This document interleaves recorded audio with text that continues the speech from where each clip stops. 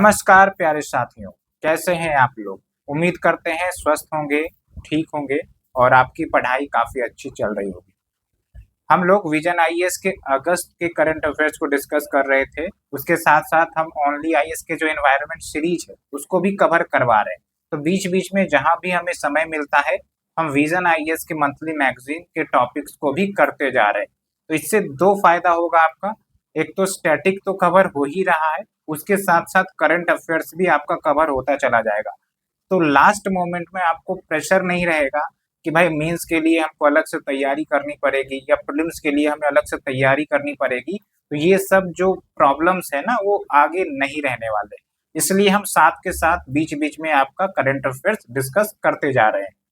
तो उम्मीद करते हैं ये इनिशिएटिव आपको काफ़ी ज़्यादा बेनिफिट प्रोवाइड कर रहा है और आपको चीज़ें कंसेप्चुअल क्लैरिटी के साथ समझ में आ रही है। तो आज का जो हमारा टॉपिक है वो है इंटरनेशनल रिलेशन। इसके पिछले टॉपिक यानी कि पॉलिटी में आपका अच्छा रिस्पॉन्स भी रहा है। उसमें हमने बेसिक्स से समझाया है आपको जो भी करंट इश्यू चल रही है विद कंसेप्चुअल क्लैरिटी।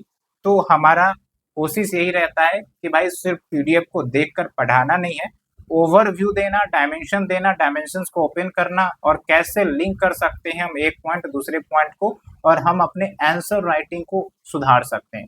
हमारा जो बेसिक ऑब्जेक्टिव है वही है कि भाई आपको एक कंसेप्चुअल अंडरस्टैंडिंग तो हो और कैसे टॉपिक्स को लिंक किया जाता है कि आप मेंस आंसर राइटिंग में चाहे इकोनॉमी का क्वेश्चन हो, पॉलिटी का क्वेश्चन हो, इन्वायरमेंट का क्वेश्चन हो, आप लिंक कर सकते हैं और रिलेवेंट पॉइंट्स आप डाल सकते हैं। शुरुआत करने से एक इम्पॉर्टेंट पॉइंट मैं आपको बोलना चाहता हूँ कि जो हमने पॉइंट्स हाईलाइट किए हैं उसमें कुछ अच्छे कीवर्ड्स हैं। तो उस कीवर्ड्स को आप अपने अंदर इनबिल्ट करते जाइए और जब भी आप आंसर लिखेंगे इन कीवर्ड्स को रिफ्लेक्ट करना है आपको आंसर राइटिंग में। यही आपको कुछ एक्स्ट्रा इम्प्रूवमेंट दिलाएगा मेंस आंसर राइटिंग। ओके, तो चलिए शुरुआत करते हैं। जो हमारा पहला टॉपिक है वो है आपका India and global south. Basic से शुरुआत करेंगे। ग्लोबल साउथ का मतलब क्या है? तो देखिए, अगर हम वर्ल्ड मैप को देखें तो आप देखेंगे कि कुछ इस प्रकार से दिखता है। तो हम इसे एक तरफ नॉर्दर्न हेमिस्फेयर कर देते हैं और एक तरफ हम सदर्न हेमिस्फेयर कर देते हैं। तो आप थोड़ा सा ऑब्जर्व करेंगे कि जो नॉर्दर्न हेमिस्फेयर में कंट्रीज हैं, अमेरिका है, रशिया है, कनाडा है, जापान है, काफ़ी प्रॉस्पेरस, काफ़ी डेवलप्ड, काफ़ी टेक्नोलॉजिकली एडवांस देश है कि नहीं है? और इनका जो प्रभाव है वर्ल्ड में काफ़ी ज़्यादा भी है। आप देखते हैं यूनाइटेड नेशन सिक्योरिटी काउंसिल में आप देख सकते हैं P5 जो मेंबर्स के सदस्य हैं, आप उन्हें देख सकते हैं, है कि नहीं है?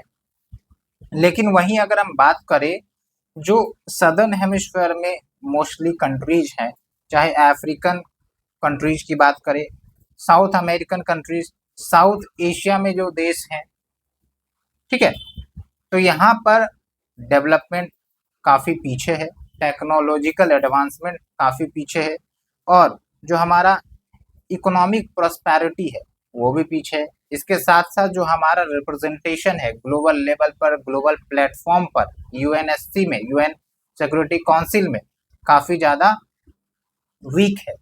तो इसका मतलब ग्लोबल साउथ की आवाज़ इंटरनेशनल लेवल तक पहुंच नहीं पाती। ओके, इसके बहुत सारे कारण हैं, वो हम एक एक करके डिस्कस करेंगे, लेकिन आपको बेसिक आइडिया तो लग गया होगा कि ग्लोबल साउथ का मतलब ये हुआ कि भाई the countries which are technically and socially less developed which are majorly, ऐसा नहीं कि सारे आपके सदर्न हेमिस्फेयर में, majorly located in the southern hemisphere, primarily Africa, Asia and Latin America. Australia को आपको छोड़ देना है क्योंकि ऑस्ट्रेलिया एडवांस इकोनॉमी में आता है, ठीक है, इसलिए मैं आपको बोल रहा हूँ मेजोरिटली, ऐसा नहीं कि सभी। तो ये आपका कंसेप्ट क्लियर हो गया होगा। और ध्यान रखना, अगर आपका मेंस में कभी भी ग्लोबल साउथ पर क्वेश्चन आता है तो आप अगर इस मैप को बना देते हैं सुपरफिशियली, तब आपके एक आध नंबर एक्स्ट्रा आ ही जाएंगे। यही आपको डिस्टिंग्विश करेगा अदर एस्पिरेंट से, ठीक है। तो integration of mapping in the questions, ठीक है। तो हमने थोड़ा बेसिक बताया ग्लोबल साउथ के बारे में, अब थोड़ा सा हम कंटेक्स्ट की बात करते हैं। तो इंडिया ने third voice of global south summit को होस्ट किया वर्चुअल फॉर्मेट में। ठीक है, इससे पहले first voice of global south summit हुआ था, सेकेंड एडिशन भी हुआ था, तो भारत ने इसे होस्ट भी किया है। तो एक जो पॉइंट ऑफ व्यू निकल कर आ रही है कि आप देख रहे होंगे कि हाल फिलहाल में या पहले से भी इंडिया काफी ज्यादा आवाज उठाता है ग्लोबल साउथ के सपोर्ट में, चाहे इंटरनेशनल प्लेटफॉर्म में इनकी मेंबरशिप की बात हो या फिर जैसे क्लाइमेट जस्टिस में फंड देने की बात हो, कॉमन बट डिफरेंशिएटेड रेस्पॉन्सिबिलिटी का कंसेप्ट हो। तो इन सब में आपको क्या दिखता है? इन सब में दिखता है कि ग्लोबल साउथ का इंटरेस्ट भारत चाहता है। G20 के मेंबरशिप में आपका अफ्रीकन यूनियन को इंक्लूड किया गया। क्या दिख रहा है आपका? India as representing the voice of global south. Okay, अब यहाँ पर क्वेश्चन आएगा, जो क्वेश्चन आपसे पूछा जा सकता है कि हाउ, कैसे? तो आपके पास कुछ लिखने के लिए फैक्ट्स, तथ्य तो होने चाहिए ना। एक पॉइंट तो यहीं से पता चल गया कि भाई voice of global south summit Bharat organise कर रहा है और इसमें बहुत सारे देश पार्टिसिपेट किए हैं। आप देख सकते हैं लगभग 123 कंट्रीज ने पार्टिसिपेट किया है। चाइना और पाकिस्तान को इन्वाइट नहीं किया गया था। ये आपको ध्यान रखना है, क्वेश्चन प्रीलिम्स में पूछा जा सकता है। थीम आप देखिए, empowered global south for a sustainable future. Theme से ही क्लियर है कि भाई सस्टेनेबल फ्यूचर चाहिए तो ग्लोबल साउथ को एम्पावर करना पड़ेगा। ओके, अब सस्टेनेबल फ्यूचर का मतलब क्या हुआ कि भाई हम फॉसिल फ्यूल्स की दिशा में ना जाए, लेकिन ग्लोबल साउथ में वो टेक्नोलॉजी हो तभी तो, रिन्यूएबल एनर्जी प्रोड्यूस करने की टेक्नोलॉजी हो तभी तो हम सस्टेनेबल फ्यूचर की तरफ जाएंगे। ओके, बेसिक ओवरव्यू आप समझिए। उसके बाद ग्लोबल डेवलपमेंट कम्पैक्ट, ये आपका प्रपोज किया गया है भारत की तरफ से, और इसके माध्यम से जो ग्लोबल साउथ राइजिंग डेप्ट की समस्याओं से जूझ रहा है उसको डील करने के लिए भारत अल्टरनेटिव्स लेकर आ रहा है। अब राइजिंग डेप्ट का कारण क्या है ग्लोबल साउथ में, इसके भी अपने कारण है। इसका तो हम अलग से ही एक टॉपिक देखने वाले विजन आईएएस के मैगजीन में, अगला ही टॉपिक है, तो आप चिंता ना करें, आपका एक एक पॉइंट कवर कर दिया जाएगा। और क्या क्या समिट में बात हुई है तो आप देखिए, स्पेशल फंड $2.5 मिलियन का भारत लॉन्च किया है और इसके माध्यम से ट्रेड को बूस्ट किया जाएगा इन देशों के बीच में। उसके बाद $1 मिलियन फंड भी दिया जाएगा for the capacity building in trade policy. तो ये सब कुछ आपको ध्यान रखने हैं। ओके, यही सब तो आपको लिखा जाएगा मेंस में। तो ग्लोबल साउथ के बेसिक्स हमने समझ लिए क्या है। अब यहाँ पॉइंट आता है कि क्या कुछ चैलेंजेस ग्लोबल साउथ फेस कर रहे हैं। तो एक तो ये है कि इनका अंडर रिप्रेजेंटेशन है ग्लोबल फोरम में। हमने आपको बताया यूनाइटेड नेशन सिक्योरिटी काउंसिल में देखिए अफ्रीका लगभग 54 कंट्रीज को रिप्रेजेंट करता है, ठीक है, लेकिन यूनाइटेड नेशन सिक्योरिटी काउंसिल में इनका परमानेंट मेंबरशिप नहीं है। और मैं सिर्फ अफ्रीका की बात नहीं कर रहा हूँ, आप साउथ अमेरिका को भी ले लीजिए, इंडिया की भी आप एग्जांपल ले सकते हैं। इंडिया को भी परमानेंट मेंबरशिप नहीं दिया गया है, जबकि it represents 140 crore population along with democratic principles and the goals for ensuring peace and prosperity in the world. Okay, उसके बाद ग्लोबल साउथ में हाई पब्लिक डेप्ट देखने को मिलता है और आप देख सकते हैं कि जो पब्लिक डेप्ट है in the developing countries is rising at twice the rate that of developed country. उसके बाद obsolete global governance and financial institution, अब इनको आईएमएफ से पैसे चाहिए, वर्ल्ड बैंक से पैसे चाहिए, तो ना जाने कितने प्रकार के नियम इनको फेस करने पड़ते हैं। साथ के साथ आप देखिए आईएमएफ में कुछ ही देशों का दबदबा है, यूएस का है, चाइना का है, ठीक है, उसके बाद रशिया सबका है। तो भाई अब इनको पैसे मिलेंगे कि नहीं मिलेंगे, अब ये तो डिपेंड करेगा कि भाई इन देशों में कितना कॉपरेशन है। लेकिन आपको पता है कि कॉपरेशन की कमी चल रही है, यूएसए और चाइना के बीच टकरार है, यूएसए और रशिया के बीच टकरार है, ठीक है। उसके बाद आप ये भी देखिए कि जो WTO वर्ल्ड ट्रेड ऑर्गेनाइजेशन का एफिलिएट डिस्प्यूट सेटलमेंट मैकेनिज्म है, जिसके माध्यम से अगर कोई भी ट्रेड डिस्प्यूट है उसका अपील ये बॉडी सुनता है। अब ये बॉडी डिसफंक्शनल है तो भाई कोई डिस्प्यूट है तो वो तो परा का परा ही रह जाएगा, ठीक है। तो ये बेसिक आपको चीजें समझनी है। उसके बाद क्लाइमेट चेंज से भी ज़्यादा वल्नरेबल ग्लोबल साउथ ही है। आप छोटे छोटे आइलैंड कंट्री जो पैसिफिक आइलैंड में है, अब भाई क्लाइमेट चेंज होगा, ग्लेशियर मेल्टिंग होगा, पता चला ये सब आइलैंड डूब जाएंगे। जबकि इन्होंने इतना ज़्यादा इमिशंस किया भी नहीं है। हिस्टोरिकली किन्होंने इमिशंस किया है? जो डेवलप कंट्रीज आप देख रहे हैं, यूएसए हो गया, ब्रिटेन हो गया, इन्होंने ज़्यादा इमिशन किया है। हम लोग तो उसके इम्पैक्ट को झेल रहे हैं। ओके, यहाँ पर आप देखिए merely 0.02% of carbon emissions Pacific island countries ने किया है, जबकि इनका रिस्क जो है वो काफ़ी ज़्यादा है क्लाइमेट चेंज के रिस्पेक्ट में। उसके बाद डाइवर्जेंस फ्रॉम ग्लोबल नॉर्थ, यानी कि जो ग्लोबल नॉर्थ की विचारधारा है with respect to democracy, human rights, वो बेसिकली सब्जेक्टिव हो जाता है। मतलब समझिए कि भाई अगर अमेरिका का एलाई कंट्री है और उसने लेट्स से कि भाई ह्यूमन राइट्स का वायलेशन किया है, तो पता चलेगा कि अमेरिका वहाँ सपोर्ट कर देता है, तो सब्जेक्टिव चीज़ें हो जाती है। वही चीज़ आपका रशिया या फिर अदर लाइक माइंडेड कंट्रीज के साथ हमें देखने को मिलता है।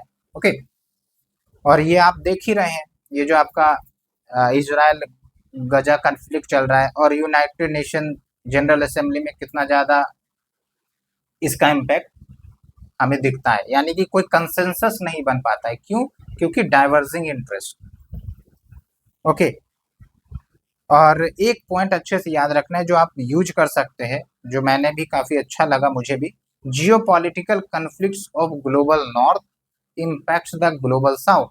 अब एक एग्जांपल तो आप यहाँ पर रशिया यूक्रेन कन्फ्लिक्ट का दे सकते हैं कि भाई यहाँ पर वॉर चल रहा है, पता चला यहाँ से जो प्रोडक्ट्स एक्सपोर्ट होके आते थे ग्लोबल साउथ में, डेवलपिंग कंट्रीज में, अभी वो लैक ऑफ कनेक्टिविटी या फिर सैंक्शन के कारण प्रोडक्ट नहीं आ पा रहे।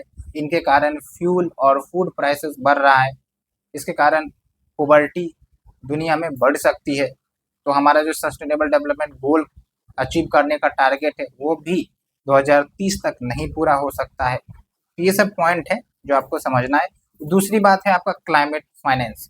मतलब जो आपका डेवलप्ड नेशन है उन्होंने तो बोल तो दिया था कि भाई $100 बिलियन जो है हम पर ईयर डेवलपिंग कंट्रीज को फाइनेंस के रूप में देंगे ताकि वो क्लाइमेट चेंज से टैकल करे, लेकिन ये फंड अभी तक आता नहीं है। तो आप समझिए कि अगर ये फंड देते तो हम लोग क्लाइमेट चेंज से निपट सकते थे, इम्पैक्ट से निपट सकते थे, लेकिन नहीं देने के कारण आज उसको खामियाजा हमें भुगतना पड़ रहा है। That indicates global conflict of the global north impact the global south. ठीक है, ये ध्यान रखना है। अब सिग्निफिकेंस क्या है ग्लोबल साउथ का इंडिया के लिए? तो एक तो है आपका इंटरनेशनल इन्फ्लुएंस, यानी कि जिस प्रकार से भारत अपनी करीबी ग्लोबल साउथ के देशों से बढ़ा रहा है, तो भारत को एक प्रकार से इंटरनेशनल रिकॉग्निशन मिल रहा है, इंटरनेशनल इन्फ्लुएंस मिल रहा है, और उससे भारत की इकोनॉमिक ट्रांसफॉर्मेशन और डेवलपमेंट की दिशा में भी भारत आगे बढ़ रहा है। जैसे आप समझिए कि रिलेशंस अच्छे हो रहे हैं तो भाई एक्सपोर्ट प्रमोट हो सकता है, टूरिज्म प्रमोट होगा, हमारी जो कंपनीज है दूसरे देश में जाएंगी, इन्वेस्ट करेंगी। ठीक है, अब जैसे लिथियम रिजर्व पता चला कि साउथ अमेरिका में है, अब दोस्ती अच्छी रहेगी तो हम वहाँ पर अपनी कंपनीज को भेज सकते हैं, एग्रीमेंट कर सकते हैं, वहाँ से लिथियम निकाल सकते हैं। तो हमारा जो फ्यूचर मोबाइल मैन्युफैक्चरिंग कंपनी है इंडिया में, वो अपने आप को इंडिपेंडेंट रखेगा, रेजिलेंट रखेगा from supply chain disruptions. Okay, ये पॉइंट आपको ध्यान रखना है। उसके बाद है स्ट्रेटेजिक कंसिडरेशंस, यानी कि हम ग्लोबल साउथ के साथ जो रिलेशंस बना रहे हैं, it is an important part of multi directional alignment, कि भाई हम एक डायरेक्शन में नहीं, एक देश के साथ नहीं, बल्कि मल्टी देशों के साथ रिलेशंस और कॉपरेशन कर रहे हैं। और साथ के साथ ये चाइना का जो प्रभाव है उसको भी ऑफशूट करेगा, क्योंकि इंडिया का जो प्रभाव है इन देशों में वो बढ़ रहा है धीरे धीरे, और इंडिया इस क्षेत्र में काफ़ी अच्छे अच्छे इनिशिएटिव ले भी रहा है और करीबियाँ देशों के साथ बढ़ा रहा है। उसके बाद देखिए इकोनॉमिक डेवलपमेंट भी होगा, क्योंकि ग्लोबल साउथ के पास रिसोर्सेज की कमी नहीं है, बस उसको एक्सट्रैक्ट करने की टेक्नोलॉजी नहीं है, फाइनेंसेस नहीं है, स्किल नहीं है, लेबर नहीं है, तो वो जो है भारत प्रोवाइड कर सकता है और फिर रिसोर्सेज एक्सट्रैक्ट कर सकता है। और दूसरी इंपॉर्टेंट बात, मार्केट भी अच्छा खासा है, भारत में भी मार्केट है और ग्लोबल साउथ में भी मार्केट है भारत के लिए, मेडिसिन के लिए। ठीक है, तो ये पॉइंट हुआ।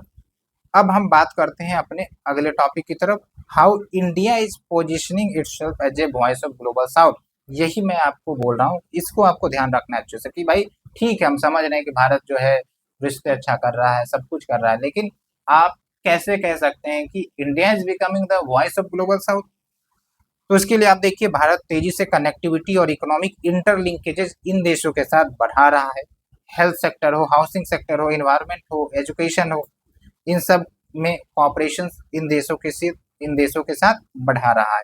ओके, उसके बाद देखिए capacity building and emerging as first responder of the global south, कि भाई अगर कोई भी क्राइसिस इन देशों में आता है तो भारत त्वरित रेस्पॉन्ड करता है। अब जैसे आप समझिए श्रीलंका में क्राइसिस आता है तो भारत मदद करने जाता है। 2015 के आसपास मालदीव्स में क्राइसिस आया था, भारत ने मदद किया था। अभी कोविड-19 का क्राइसिस आया तो भारत ने वैक्सीन मैत्री अलायंस के माध्यम से मदद किया। ओके, तो ये भी दिखाता है कि India is positioning itself as voice of global south. उसके बाद leading the climate agenda for the global south. यहाँ पर आप देखिए कि इंटरनेशनल सोलर अलायंस भारत ने इनिशिएट किया, CDRI यानी कि coalition for disaster resilient Bharat ने इनिशिएट किया, और इन देशों को भारत जोड़ रहा है अपने साथ। और साथ के साथ ये भी देखिए जो कॉमन बट डिफरेंशिएट रिस्पॉन्सिबिलिटीज है, ये आपका जो UNFCCC एग्रीमेंट है ना, वहाँ से ये पॉइंट निकल कर आता है। इसमें ये बोला जाता है कि भाई जो डेवलप्ड नेशन है ना, हिस्टोरिकली उन्होंने ज़्यादा एमिशन किया, बस उसका इम्पैक्ट डेवलपिंग कंट्रीज झेल रहे हैं। तो ठीक है, हमारी कॉमन गोल है कि हम क्लाइमेट चेंज को होने ना दें, लेकिन रेस्पॉन्सिबिलिटीज कैसे एक हो सकती है। रेस्पॉन्सिबिलिटी डेवलप्ड नेशन की ज़्यादा है, उन्हें ज़्यादा पैसे खर्च करने की ज़रूरत है, उन्हें ज़्यादा टारगेट हासिल करने की ज़रूरत है as compare to the developing and the under developed nations. Okay, क्योंकि हमने तो उतना ज़्यादा मिशन किया नहीं, अभी तो हम शुरू ही कर रहे हैं अपने डेवलपमेंट फेज को, इकोनॉमिक फेज को, लेकिन आप लोग तो करके बैठ चुके हैं, नुकसान तो कर चुके हैं, तो आपकी ज़्यादा जिम्मेदारी बनती है। तो ये पॉइंट आपको ध्यान रखना है। ओके, थोड़ा सा समय ज़्यादा लगता है कंसेप्ट को समझाने में, लेकिन एक बार कंसेप्ट क्लियर हो गया तो फिर आप क्रिस्टल क्लियर हो जाएंगे इस टॉपिक से। इसलिए मैं आपको थोड़ा सा डिटेल के साथ पढ़ाता हूँ विथ वेरियस एग्जाम्पल्स। ओके, उसके बाद advocacy of issues relevant to the global south. तो जो भी मुद्दे ग्लोबल साउथ के लिए इम्पोर्टेंट है, भारत उसका समर्थन भी करता है, जैसे अफ्रीकन यूनियन को G20 में शामिल किया गया। उसके बाद मल्टीलेटरल इंस्टीट्यूशन को रिफॉर्म्स करने की बात भारत बार बार करता है, अफ्रीकन यूनियन को जगह देने की बात करता है। इंडिया खुद यूनाइटेड नेशन सिक्योरिटी काउंसिल में जगह मांगता है because it represents diversity of the populations. Okay, उसके बाद डेमोक्रेसी हो, ह्यूमन राइट्स हो, इन सब मुद्दे पर भी भारत आगे बढ़ चढ़कर हिस्सा लेता है। जैसे आप देख सकते हैं Panchsheel doctrine, Gujral doctrine, non alignment movement, कि भाई हम एक किसी ग्रुप के साथ अलाइन नहीं हो जाएंगे। ओके, हमारा जो रिलेशन है विद अदर कंट्रीज वो डाइवर्सिफाइड रहेगा रादर मोनोफाइड, ये ध्यान रखना है। उसके बाद चैलेंजेस क्या है इंडिया के लिए इन लीडिंग द ग्लोबल साउथ। जब भी चैलेंजेस इंटरनेशनल लेवल पर आपसे पूछा जाए ना, कुछ कुछ इंपॉर्टेंट बात है। एक तो चाइना फैक्टर आता ही है, आप देखेंगे जो भी हम टॉपिक डिस्कस करेंगे चाइना फैक्टर आ ही जाता है। ओके, तो ये ध्यान रखना है। और कौन कौन से मुद्दे भारत डिस्कस करते हैं ग्लोबल प्लेटफॉर्म पर, ये भी ध्यान रखना है। टेररिज्म का मुद्दा हो गया, यूनाइटेड नेशन सिक्योरिटी काउंसिल में रिफॉर्म का मुद्दा हो गया, फिर भाई साहब ये जो ग्लोबल पीस एंड प्रॉस्पेरिटी की बात हो गई। Okay, economic trade and ties बढ़ाने की बात हो गई, कॉपरेशन डिपेंड करने की बात हो गई। तो ये सब कुछ ऐसे गिने चुने मुद्दे हैं जो भारत उठाता ही है और इंटरनेशनल सिनेरियो में घूमते फिरते रहता है। एक हो गया आपका चाइना का इश्यू। ओके, तो एक है आपका डाइवर्स इंटरेस्ट, यानी कि जो ग्लोबल साउथ में कंट्री का रिप्रेजेंटेशन है वो वेराइड है, डिफरेंट है, उनके इकोनॉमिक, पॉलिटिकल, सोशल इंटरेस्ट अलग है, तो यूनिफाइड स्टैंस भारत नहीं ले सकता। That is one size doesn't fits for all. उसके बाद competition with the China. China का भी जो प्रेजेंस है ग्लोबल साउथ में अच्छा खासा है, और खासकर इसके पास पैसे हैं, चेकबुक डिप्लोमेसी के माध्यम से खूब इन्वेस्टमेंट करता है, खूब लोन देता है, जिसका एक खामियाजा आज डेवलपिंग कंट्रीज फेस कर रहे हैं। राइजिंग डेब्ट लेवल। ओके, और अभी आप देखिए एग्जांपल मैं आपको देता हूँ, हाल ही में forum on China Africa cooperation 2024 summit हुआ था, जिसमें चाइना ने बोला कि भाई हम $50 बिलियन जो है वो आपको इन्वेस्ट करेंगे in the next 3 years for the development of Africa. तो आप समझिए कि पैसा इतना ज़्यादा है कि वो तुरंत फेंक देता है, और जो देश है वो इनके करीब आ जाते हैं। ओके, साथ के साथ ये भी होती है डिलीवरी ऑफ प्रोजेक्ट्स, कि भाई एक हम 2 साल में कंप्लीट करें, पता चला 2 साल के बाद 4 साल हो जाता है, डिले हो जाता है प्रोजेक्ट, और चाइना इसी का फायदा उठा लेता है। ये कीवर्ड याद रखना है, चेकबुक डिप्लोमेसी। उसके बाद BRI आप देखेंगे, belt and road initiative. Diplomatic challenges भी हो जाते हैं भारत के लिए, क्योंकि एक तरफ भारत को USA के साथ भी बैलेंस करना है रिलेशन, रशिया के साथ भी करना है, और दूसरी बात ग्लोबल साउथ को भी रिप्रेजेंट करना है। तो ग्लोबल साउथ में भाई वेराइटीज ऑफ कंट्रीज हैं, कुछ USA के लाए हो सकते हैं, कुछ रशिया के लाए हो सकते हैं, कुछ चाइना के लाए हो सकते हैं, है ना। तो हम अपनी पॉलिसी ग्लोबल कंसेंसस के तहत जुटाने में मुश्किल फेस कर सकते हैं। उसके बाद लिमिटेड कम्प्रिहेंसिव नेशनल स्ट्रेंथ, हमारे पास पैसे की दिक्कत है, साथ के साथ साइंस एंड टेक्नोलॉजी इनोवेशन में कमी है, उसके बाद मैन्युफैक्चरिंग इंडस्ट्री की भी दिक्कत है। तो भाई हम एक लेवल से ज़्यादा ग्लोबल साउथ में अपना पहुंच नहीं बना पा रहे as per the current scenario. उसके बाद एनर्जी ट्रांजिशन के साथ भी इश्यू है। अभी फिलहाल तो हम खुद नॉन रिन्यूएबल यानी कि फॉसिल्स पर डिपेंडेंट है, कोल से हमारा ज़्यादा बिजली प्रोड्यूस होता है, जबकि हम ये चाह रहे हैं कि ग्लोबल साउथ में क्लाइमेट चेंज से निपटा जाए, रिन्यूएबल्स को प्रमोट किया जाए। ठीक है, तो ये इश्यू आ जाती है। जैसे फॉर एग्जांपल COP26 यानी कि कॉन्फ्रेंस ऑफ पार्टी 26 हुई थी, तो यहाँ पर इंडिया ने फेज आउट ऑफ कोल को करने से इनकार कर दिया था। उन्होंने बोला था कि अभी हम फेज आउट नहीं कर सकते, क्योंकि अभी हमारी जो एनर्जी सिक्योरिटी है वो कोल पर ज़्यादा डिपेंडेंट है, एक समय के बाद हम करेंगे। तो बहुत सारे देशों ने इस बात पर क्रिटिसिज्म भी किया था। हालांकि बात तो यही है ना कि भारत पहले अपना नेशनल इंटरेस्ट तो देखेगा।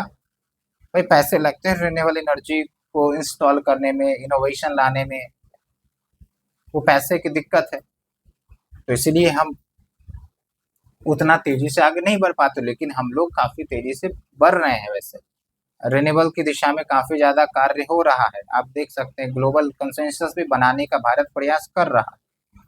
अब यहाँ पर देखिए क्या है इंडिया का initiative, showcasing advocacy for the global south. तो एक तो सोशल इम्पैक्ट फंड भारत ने क्रिएट करवाया है, एंड इस फंड में $25 मिलियन कंट्रीब्यूट किया जाएगा भारत की तरफ से for accelerating digital public infrastructure in the global south. फिर global south young diplomat forum भी है। फिर अफ्रीकन यूनियन को G20 में शामिल किया गया, अच्छे से याद रखना है।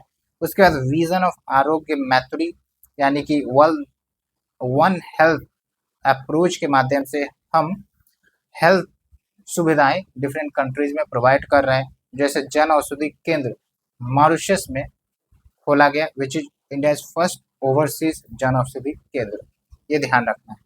तो कंक्लूजन में यही है कि अब जो है भारत बैलेंसिंग अप्रोच से लीडिंग पावर अप्रोच की तरफ जा रहा है। पहले हम क्या करते थे कि भाई बस उतना ज़्यादा हम इन्वॉल्व नहीं होंगे रिलेशंस में, है ना, USA के साथ तो ठीक है, उतना ज़्यादा डीपर कॉपरेशन नहीं, नहीं तो रशिया नाराज हो जाएगा, रशिया के साथ तो फिर भाई US नाराज हो जाएगा, इसलिए हल्का हल्का मिलजुल कर रखते थे। अभी क्या है कि हम लोग लीडिंग पावर की तरफ बढ़ रहे हैं, deeper relations but independent of other nation. ऐसे मान के चलिए कि अगर हम आज यूक्रेन को विजिट कर रहे हैं तो हम रशिया को विजिट कर रहे हैं, अगर आज हम US को विजिट कर रहे हैं, US के साथ रिलेशन अच्छे कर रहे हैं, तो हम रशिया को भी पीछे नहीं छोड़ना चाहते। ठीक है, ये हो रहा है कि इन्वॉल्वमेंट हो रहा है from multi dimensional rather than कि हम न्यूट्रल की तरफ है। ओके, मल्टी डायमेंशनल हो रहे हैं हम, मल्टीलेटरल रिलेशंस की तरफ हम आगे बढ़ रहे हैं। ठीक है, बस अब क्या करना है कि जो डिजिटल डिवाइड है उसको खत्म करना है, डिजास्टर रेजिलेंट इंफ्रास्ट्रक्चर पर प्रमोट करना है, और inclusive equitable and international order होना चाहिए। इस दिशा में हम आगे बढ़ने का प्रयास करें, और भारत इन मुद्दे को लेकर आगे बढ़ रहा है। ठीक है, तो ऐसे में कलेक्टिव वॉइस जो है ग्लोबल साउथ का वो मजबूत और होने वाला है। तो ये जो टोटल आर्टिकल है थोड़ा सा ज़्यादा समय लगा, बट उम्मीद करते हैं आपको चीज़ें समझ में आई होगी। टॉपिक भी बड़ा था, ओके, तो इसीलिए थोड़ा समय लग गया। उम्मीद करते हैं आपको आर्टिकल समझने में ज़्यादा परेशानी अब नहीं हो रही होगी, इसलिए बेसिक से साथ डिस्कस करना जरूरी है फॉर योर कंसेप्चुअल क्लैरिटी। अगर आपको हमारा इनिशिएटिव अच्छा लग रहा है, लाइक शेयर सब्सक्राइब करना बिल्कुल ना भूलें। साथ के साथ कमेंट करिए, आपको अगर किसी भी प्रकार का डाउट है, कंसेप्चुअल डाउट है, we will be here for addressing this doubts. Okay, तो चलते हैं दूसरे आर्टिकल की तरफ, ग्लोबल डेवलपमेंट कॉम्पैक्ट। तो इसके बारे में भी हमने चर्चा की ही है। ये जो आपका global development compact for the global south है, it was propose by India in the third voice of global south. अब यहाँ पर हम आपसे क्वेश्चन पूछते हैं कि भाई डेवलपमेंट जो है, वैसे तो आपने बहुत बार सुना है, डेवलपमेंट को प्रमोट करना है तो क्या किया जा सकता है? तो आप बोलेंगे कि भाई टेक्नोलॉजी लेकर आओ, मतलब यहाँ पर development with respect to other nation, दूसरे नेशन में हम डेवलपमेंट प्रमोट करना चाहते हैं। तो एक तो ये है कि भाई टेक्नोलॉजी दोन है, दूसरा ये कि इकोनॉमिक एंड फाइनेंस से मदद कर सकते हैं, पैसे से मदद कर सकते हैं, ट्रेड को डीपेन कर सकते हैं और ह्यूमन कैपिटल पर वर्क कर सकते हैं। उसके साथ साथ हम हेल्थ की सुविधाएं भी प्रोवाइड कर सकते हैं and the most important political stability, क्योंकि अगर किसी देश में पॉलिटिकल स्टेबिलिटी नहीं है, हर समय लड़ाई झगड़े और पावर स्ट्रगल होते रहता है जैसा आप अफ्रीका में देखते हैं, तो वहां पर डेवलपमेंट के मामले में, डेवलपमेंट इंडिकेटर्स के मामले में वो देश काफी पीछे रह जाएगा। ओके, और वो देखने को हमें मिलता भी है।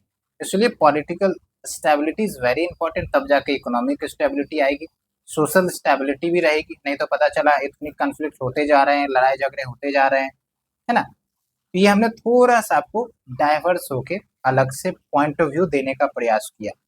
तो अब आप समझिए कि ये जो ग्लोबल डेवलपमेंट कॉम्पैक्ट है जो इंडिया ने प्रपोज किया, इसका मकसद क्या है कि भाई जो डेप्ट बढ़ते जा रहे हैं डेवलपिंग कंट्रीज में, अब हो सकता है वो दूसरे देश से लोन ले रहे हैं, चाइना से लोन ले रहे हैं, लेकिन पता चला कि इंटरेस्ट रेट काफी ज्यादा ले रहा है, ट्रांसपेरेंसी नहीं है एग्रीमेंट में, तो इसके कारण क्या हो रहा है, वो डेप्ट पे नहीं कर पा रहे हैं, ओवर बर्डन हो जा रहा है, तो पता चला उनके एसेट्स को कैप्चर कर लिया जा रहा है, लीज पर ले लिया जा रहा है।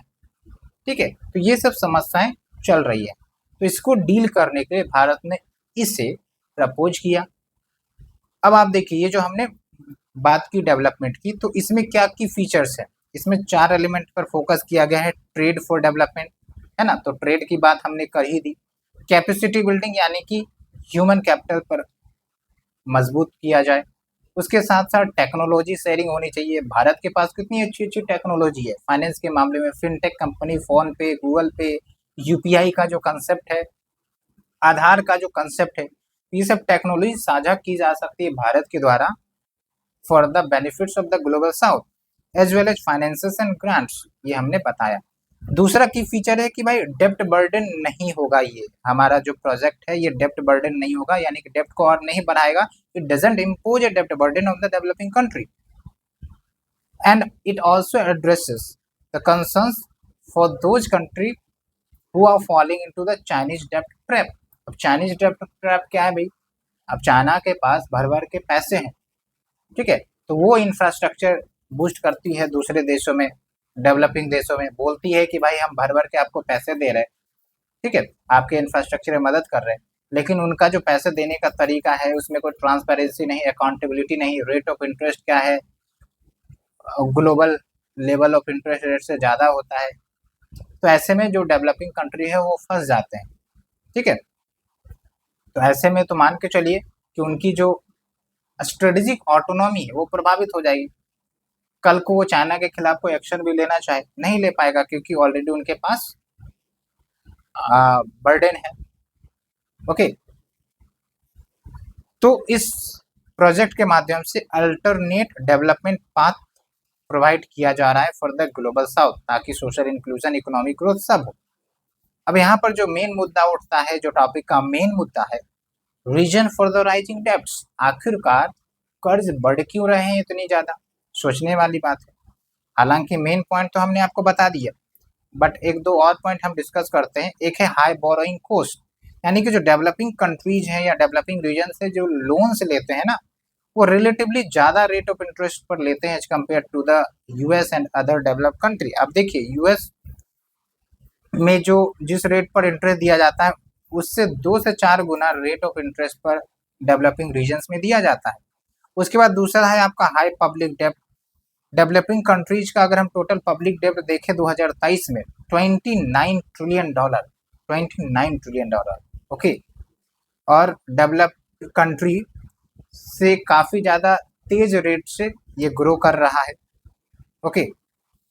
और जब हम पब्लिक डेब्ट की बात करते हैं तो मान के चलिए कि यहाँ पर एक तो प्राइवेट डेब्ट भी आ जाता है, बैंक से लोन लिया गया होगा, ठीक है, एनबीएफसी से लोन लिया गया होगा, ओके, डोमेस्टिक इंस्टीट्यूशन से लोन लिया गया होगा। एक हो गया आपका फिर फॉरेन डेब्ट।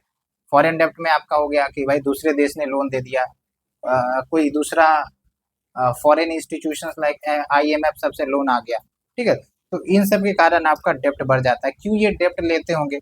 डेवलपमेंट के लिए, ठीक है। अब किसी देश में रिसोर्सेस हैं लेकिन पता चला पैसे नहीं है टेक्नोलॉजी पर खर्च करने के लिए, या फिर भाई सैलरी देने के लिए, रिसोर्स एक्स्ट्रा करने के लिए, तो भाई उनको डेप्ट लेना पड़ जाता है। अफ्रीका सब में यही चल रहा है, ओके। उसके बाद देखिए लिमिटेड डोमेस्टिक रिसोर्सेस, ये हमने बता ही दिया है। पुअर डेप्ट मैनेजमेंट, लोन डिफॉल्ट हो जाना, या फिर टैक्सेस से ज़्यादा पैसे नहीं आना, ओके। जैसे हमारे भारतीय राज्य में आप देखते हैं बहुत सारे स्टेट के जो टैक्स कलेक्शन है ना बहुत कम होते हैं, तो पता चला कि सेंटर उन्हें मदद करती है, ओके। कुछ इस टाइप से आप लिंक कर सकते हैं। उसके बाद the most important factor political instability. तो भाई पॉलिटिकल इंस्टेबिलिटी रहेगी तो इन्वेस्टर इन्वेस्ट करना नहीं चाहेंगे, उनके जो कॉन्फिडेंस है वो डिस्ट्रॉय हो जाएंगे, जो है भी वो भी भाग जाएंगे। और उसके साथ साथ सॉवरिन क्रेडिट रेटिंग्स वो गिर जाती है तो इंटरेस्ट लेना और भी महंगा हो जाता है, बोरोइंग कॉस्ट और भी बढ़ जाता है, तो इनकी जो प्रॉब्लम है और ज़्यादा मल्टीप्लाई हो जाती है, ओके। और अफ्रीका में पॉलिटिकल इंस्टेबिलिटी है, सूडान में हम देख रहे हैं, इथोपिया में देख रहे हैं, है ना, ये चीज़ें। उसके बाद प्राइवेट क्रेडिटर्स पर डिपेंडेंसी काफ़ी ज़्यादा है। और आप देखिए जो private creditors accounts for 61% of developing countries total external public डेब्ट, ओके। यहाँ पर आप इस फैक्ट को ध्यान में रखें, फिल्म्स के भी इंपॉर्टेंट हो सकता है। प्राइवेट क्रेडिटर्स का आप शेयर देखिए 61%। फिर मल्टीलेटरल क्रेडिटर्स यानी कि जो आपके मल्टीलेटरल इंस्टीट्यूशंस है, फाइनेंशियल इंस्टीट्यूशंस है, वो हो गया। फिर आप देखिए बायलैटरल मतलब हो गया दो देशों के बीच जो लोन एग्रीमेंट का साझापन हुआ है, 14%। अफ्रीका का भी दिया गया है, एशियन ओशियनिया का दिया गया है, लेकिन आपको बस ओवरऑल याद रखना है। और हमने आपको पब्लिक डेब्ट के बारे में बता दिया, एक्सटर्नल पब्लिक डेब्ट के बारे में भी बताया, साथ के साथ हम कंसेप्ट क्लैरिटी देते जा रहे हैं ताकि आपको चीज़ें समझ में आए अच्छे से। उसके बाद अन्य कारण देखें तो जो नए नए ग्लोबल चैलेंजेस बढ़ते जा रहे हैं, कोविड-19 का चैलेंज आया लेकिन अभी तक गया नहीं, उसका इम्पैक्ट अभी भी है। क्लाइमेट चेंज एक बड़ी समस्या है, इन देशों पर क्लाइमेट चेंज का इम्पैक्ट ज़्यादा पड़ जाता है। अब आप देखिए जो आपके पैसिफिक आइलैंड्स है या फिर जो गरीब अफ्रीकन देश है, डिजास्टर आ जाता है, फ्लड्स आ जाता है, एक्सेसिव रेनफॉल हो जाता है। तो भाई एक तो पैसे की कमी है, गरीबी है, और इन सब के कारण और भी ज़्यादा ये इश्यू फेस करते हैं। फिर US China trade war, Russia Ukraine war, इन सब का इम्पैक्ट भी देखने को मिल रहा है, ओके। फाइनेंशियल वल्नरेबिलिटीज बढ़ती जा रही है। अब बात करते हैं कि हमने मुद्दे तो डिस्कस कर लिए, इम्पैक्ट क्या होगा हाई बर्डन का। तो वैसे लॉजिकली आप सोच सकते हैं कि क्या बर्डन का इम्पैक्ट होगा। एक तो डेप्ट अनसस्टेनेबिलिटी, मतलब भाई डेप्ट बढ़ते जा रहे हैं, उसको पे नहीं किया जा रहा है, प्रिंसिपल इंटरेस्ट पे नहीं किया जा रहा है, तो बाद में जिस कंट्री से जिस इंस्टीट्यूशन से लोन लिया वो तो बोलेगा कि हमें पे करो, नहीं तो फिर अपना एसेट कुछ गिरवी करो। तो ऐसे में तो जो सॉवरिन अथॉरिटी है इस देश की वो खतरे में आ जाएगी। और आप देखिए यहाँ पर 60% of the low income countries are at high risk of डेब्ट डिस्ट्रेस। उसके बाद allocation of more resources to pay interest, पता चला कि भाई ज़्यादा से ज़्यादा खर्च हम इंटरेस्ट देने पर ही लगा रहे हैं। अब इंटरेस्ट देने पर ही लगाएंगे तो भाई शिक्षा, स्वास्थ्य, स्किल, लेबर प्रोडक्टिविटी, इन सब पर कैसे खर्च कर पाएंगे? पैसा तो लिमिटेड ही है, तो ज़्यादा इंटरेस्ट देंगे तो स्कीम्स पर तो खर्च नहीं हो पाएगा ना।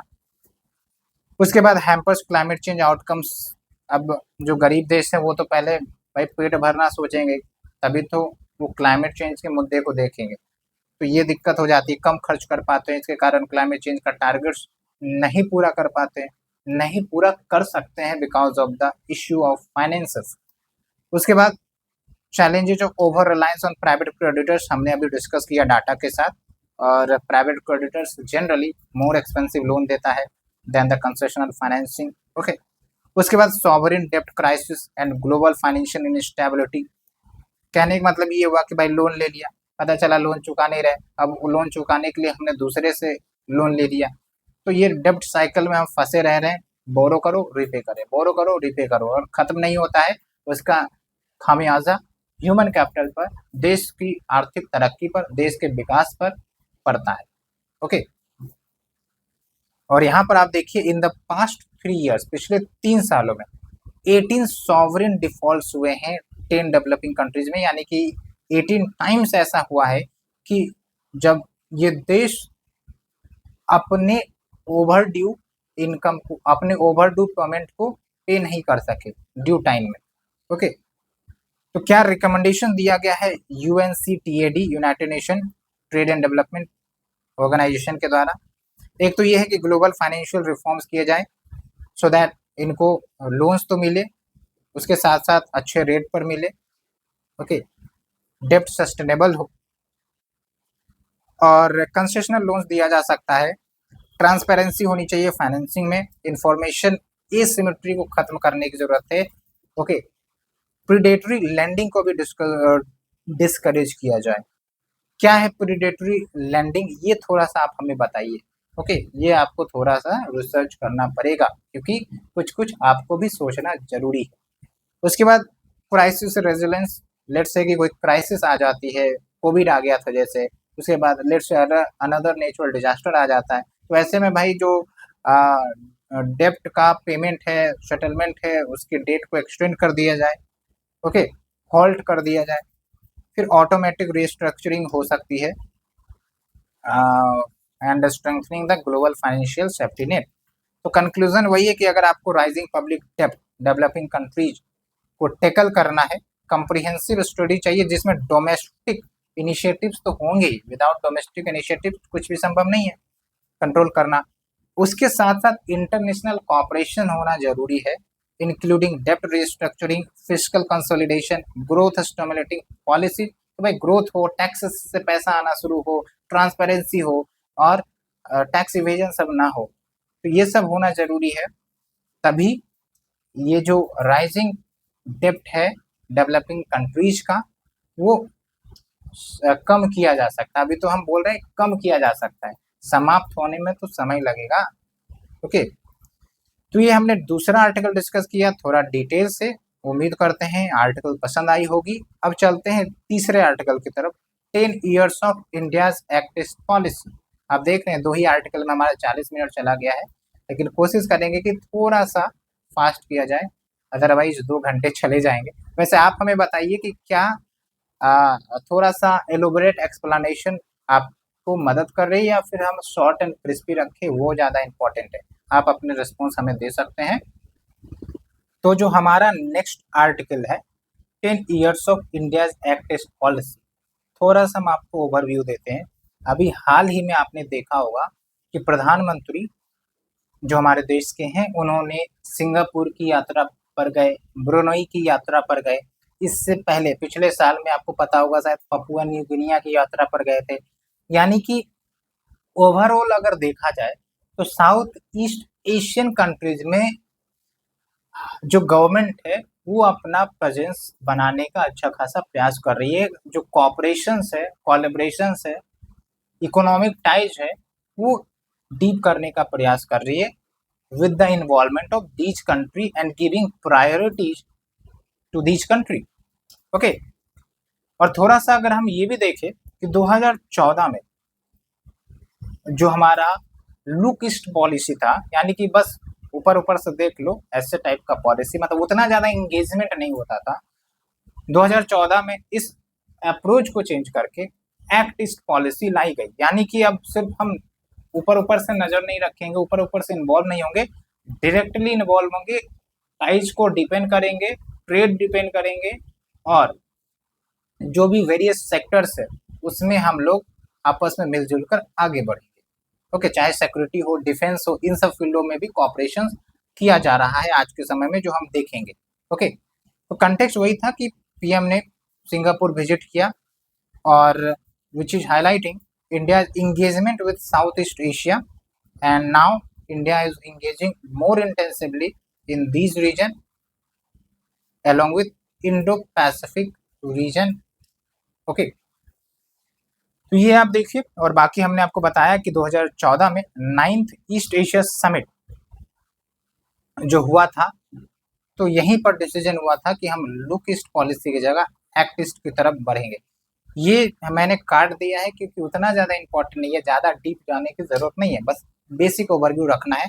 जो हम देखेंगे यहाँ पर जो क्वेश्चन का कंसर्न है, क्या पूछा जा सकता है कि भाई आप बताइए कि हाउ कैन यू से, मतलब कहीं भी आपको इनडायरेक्ट या डायरेक्ट में आ सकता है क्वेश्चन के रूप में, हाउ कैन यू से कि भाई इन रिसेंट टाइम्स जो भारत जो है साउथ ईस्ट एशियन कंट्रीज में ज़्यादा इन्वॉल्व, ज़्यादा पार्टिसिपेट कर रहा है, एक्ट ईस्ट पॉलिसी वो काफ़ी तेजी से बढ़ा रहा है। आप कैसे कह सकते हैं? तो एक तो है, आप देखिए जो एक्ट ईस्ट पॉलिसी है, जो पहले ईस्ट एशिया पर सीमित था, ईस्ट एशियन रीजन पर सीमित था, अब वो इंडो पैसिफिक रीजन के ब्रॉडर पर्सपेक्टिव में आ गया है। यानी कि अब हम छोटे छोटे आइलैंड नेशंस के साथ भी रिलेशंस बना रहे हैं, रिलेशंस डीप कर रहे हैं, ना सिर्फ एशियन कंट्रीज के साथ, एशियन के साथ तो था ही, उसके साथ साथ हम अन्य देशों के साथ कर रहे हैं। ठीक है, तो that is emphasising on Indo Pacific region. Okay, उसके बाद देखिए strengthening of multilateral and regional engagement via various platform like ASEAN है, आसियान के साथ हमारा रेगुलर लेवल पर मीटिंग्स होता है इन देशों के लीडर्स के साथ। बिम्स्टेक है, Bay of Bengal initiative for multi sectoral technical and economic cooperation, जो खुद बोल रहा है कि भाई डिफरेंट सेक्टर्स में cooperation, technical cooperation, economic cooperation, तो वेरियस डायमेंशन में कॉपरेशन होते हैं। उसके बाद एशिया कॉपरेशन डायलॉग है, इंडियन ओशियन रिम एसोसिएशन है, ठीक है, जो बता रहा है कि हम मल्टी लेवल पर इंगेजमेंट कर रहे हैं इन देशों के साथ। अब यहाँ पर एक क्वेश्चन हम आपसे पूछते हैं, what do you mean by Indo Pacific region? Indo Pacific region का मतलब क्या है, और भारत इतनी ज्यादा कोशिश में क्यों लगा है अपने आप को इन्वॉल्व करने के लिए इंडो पैसिफिक रीजन में? तो यहाँ पर आपको थोड़ा सोचना पड़ेगा कि जो हमारा देश है या कोई भी देश है, बिना अपने स्ट्रेटेजिक या इकोनॉमिक या पॉलिटिकल या किसी भी इंटरेस्ट के उतना ज़्यादा इंटरफेयर नहीं करेगा। तो इसका मतलब ये है कि यहाँ पर भारत का अपना इंटरेस्ट है।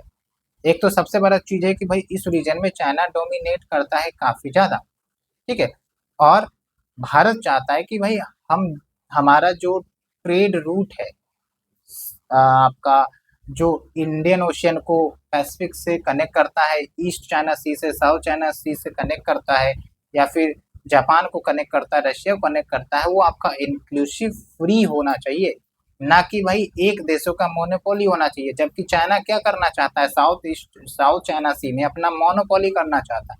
9-9 का आपने नाम सुना होगा, वो पूरा साउथ चाइना सी को अपने कंट्रोल में बताता है कि भाई ये तो हमारा ही है, और साउथ ईस्ट एशियन कंट्रीज का कोई भी यहाँ पर राइट्स नहीं है। तो ऐसे में भाई भारत का भी तो इंटरेस्ट प्रभावित होगा, इकोनॉमिक इंटरेस्ट प्रभावित होगा, और साथ के साथ इन छोटे छोटे देशों का भी इंटरेस्ट प्रभावित होगा। अब इन देशों के साथ हमारा ट्रेड अच्छा खासा होता है। अब भाई अगर कल को रास्ते ब्लॉक कर दे, कल को बोलेगा ना भाई हम साउथ चाइना सी से जाने नहीं देंगे, तो भाई हो गया ना, हमारा इकोनॉमिक लॉस हो गया। साथ के साथ हमारी जो रिलेशंस है इन देशों के साथ, वो और ज़्यादा डीप नहीं हो पाएंगे। इसलिए ये सब जो देश है ना, like minded countries with India, ये सब आपस में कोऑपरेट आजकल करने लगे हैं to deal with this issue. तो इसीलिए आजकल देखेंगे कि भाई क्वाड आ रहा है, तो आपका ऑकस आ रहा है, या फिर आपका जो अभी इंडो पैसिफिक इकोनॉमिक फ्रेमवर्क का कंसेप्ट है वो भी हम आगे देखेंगे। तो ये बेसिक चीज़ें आप समझिए, हमने थोड़ा सा डिटेल में आपको पर्सपेक्टिव दिया है। तो क्या आपका ज्ञान चक्षु खुल रहा है, एक्सपेंड हो रहा है?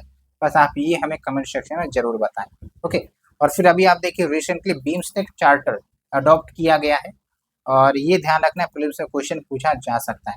फिर इंस्टीट्यूशनल कोलैबोरेशंस भी हम कर रहे हैं with various Nations like US and it's allies, Japan, Australia, south Korea. फिर इंडिया ने ज्वाइन किया है US led Indo Pacific economic framework for prosperity supply chain resilience initiative. ठीक है, ये सप्लाई चेन रेजिलेंस इनिशिएटिव पर भी अलग से बात होगी हमारी, चिंता ना करें आप। उसके बाद देखिए जापान जो है लोन्स भी प्रोवाइड करता है for the connectivity project in north east India, तो ये भी आपका कोलैबोरेशन हमें डीपेन होता हुआ दिख रहा है। ओके, उसके बाद देखिए इंडिया का अब जो है ना प्रोएक्टिव रोल हमें देखने को मिल रहा है इन डिफेंस डिप्लोमेसी। पहले हम डिफेंस इंपोर्ट ज्यादा करते थे, एक्सपोर्ट तो करने की बात ही नहीं थी।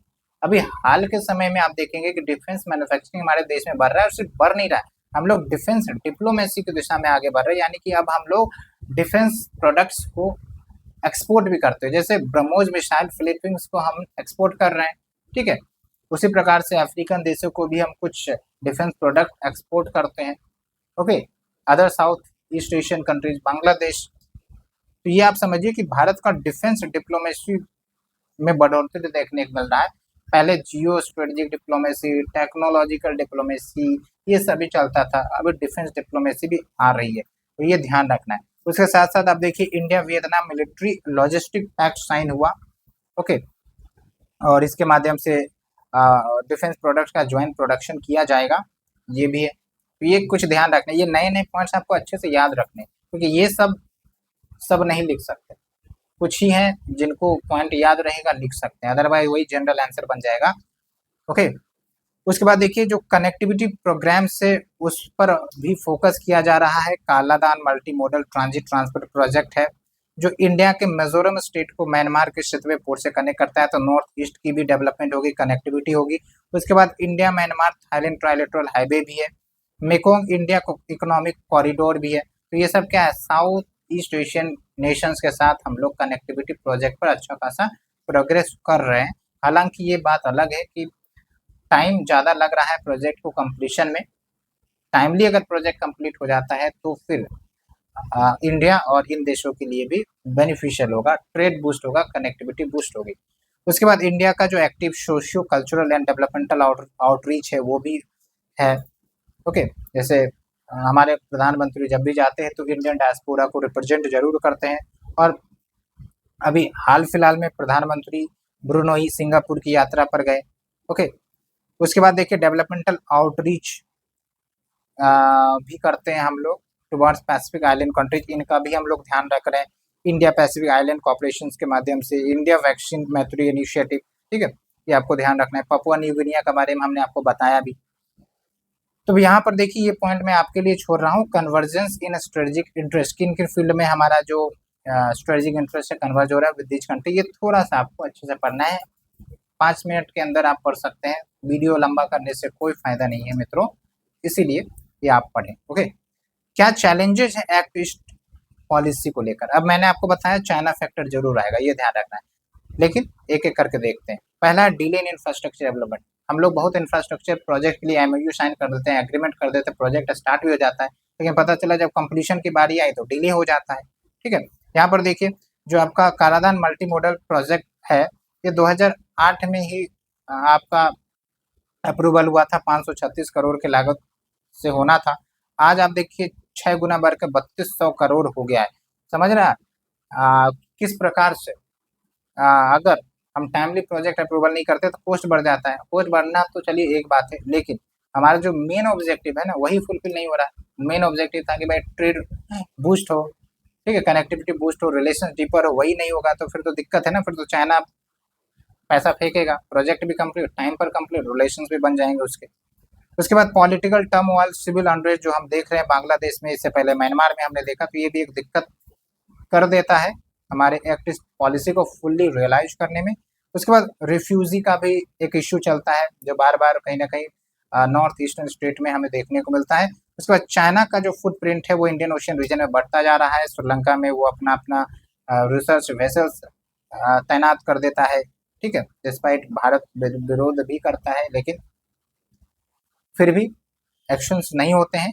उसके साथ साथ अभी आप देखिए जो हमारे पड़ोसी देश हैं, मालदीव्स है, ठीक है, या फिर अभी जो बांग्लादेश में हुआ घटना, या फिर आप पाकिस्तान देख लीजिए। ओके। और एक और कौन से देश में इलेक्शन हुआ है फिलहाल, तो कहाँ पर हुआ, श्रीलंका में जो इलेक्शंस हुए हैं। तो देखिए थोड़ा सा चाइना फ्रेंडली ज़्यादा दिख रहा है, तो ये भी एक चैलेंज हो जाता है भारत के लिए। उसके बाद competing with China, it's a big challenge after all. Okay. और आप यहाँ पर देखिए इंडिया और चाइना, मतलब इंडिया और आसियान का जो ट्रेड है, अगर हम वैल्यूएशन देखें, कहाँ गया, थोड़ा सा फैक्ट्स हम देखने का कोशिश करेंगे। एक सेकेंड, शायद इसमें फैक्ट नहीं दिया है।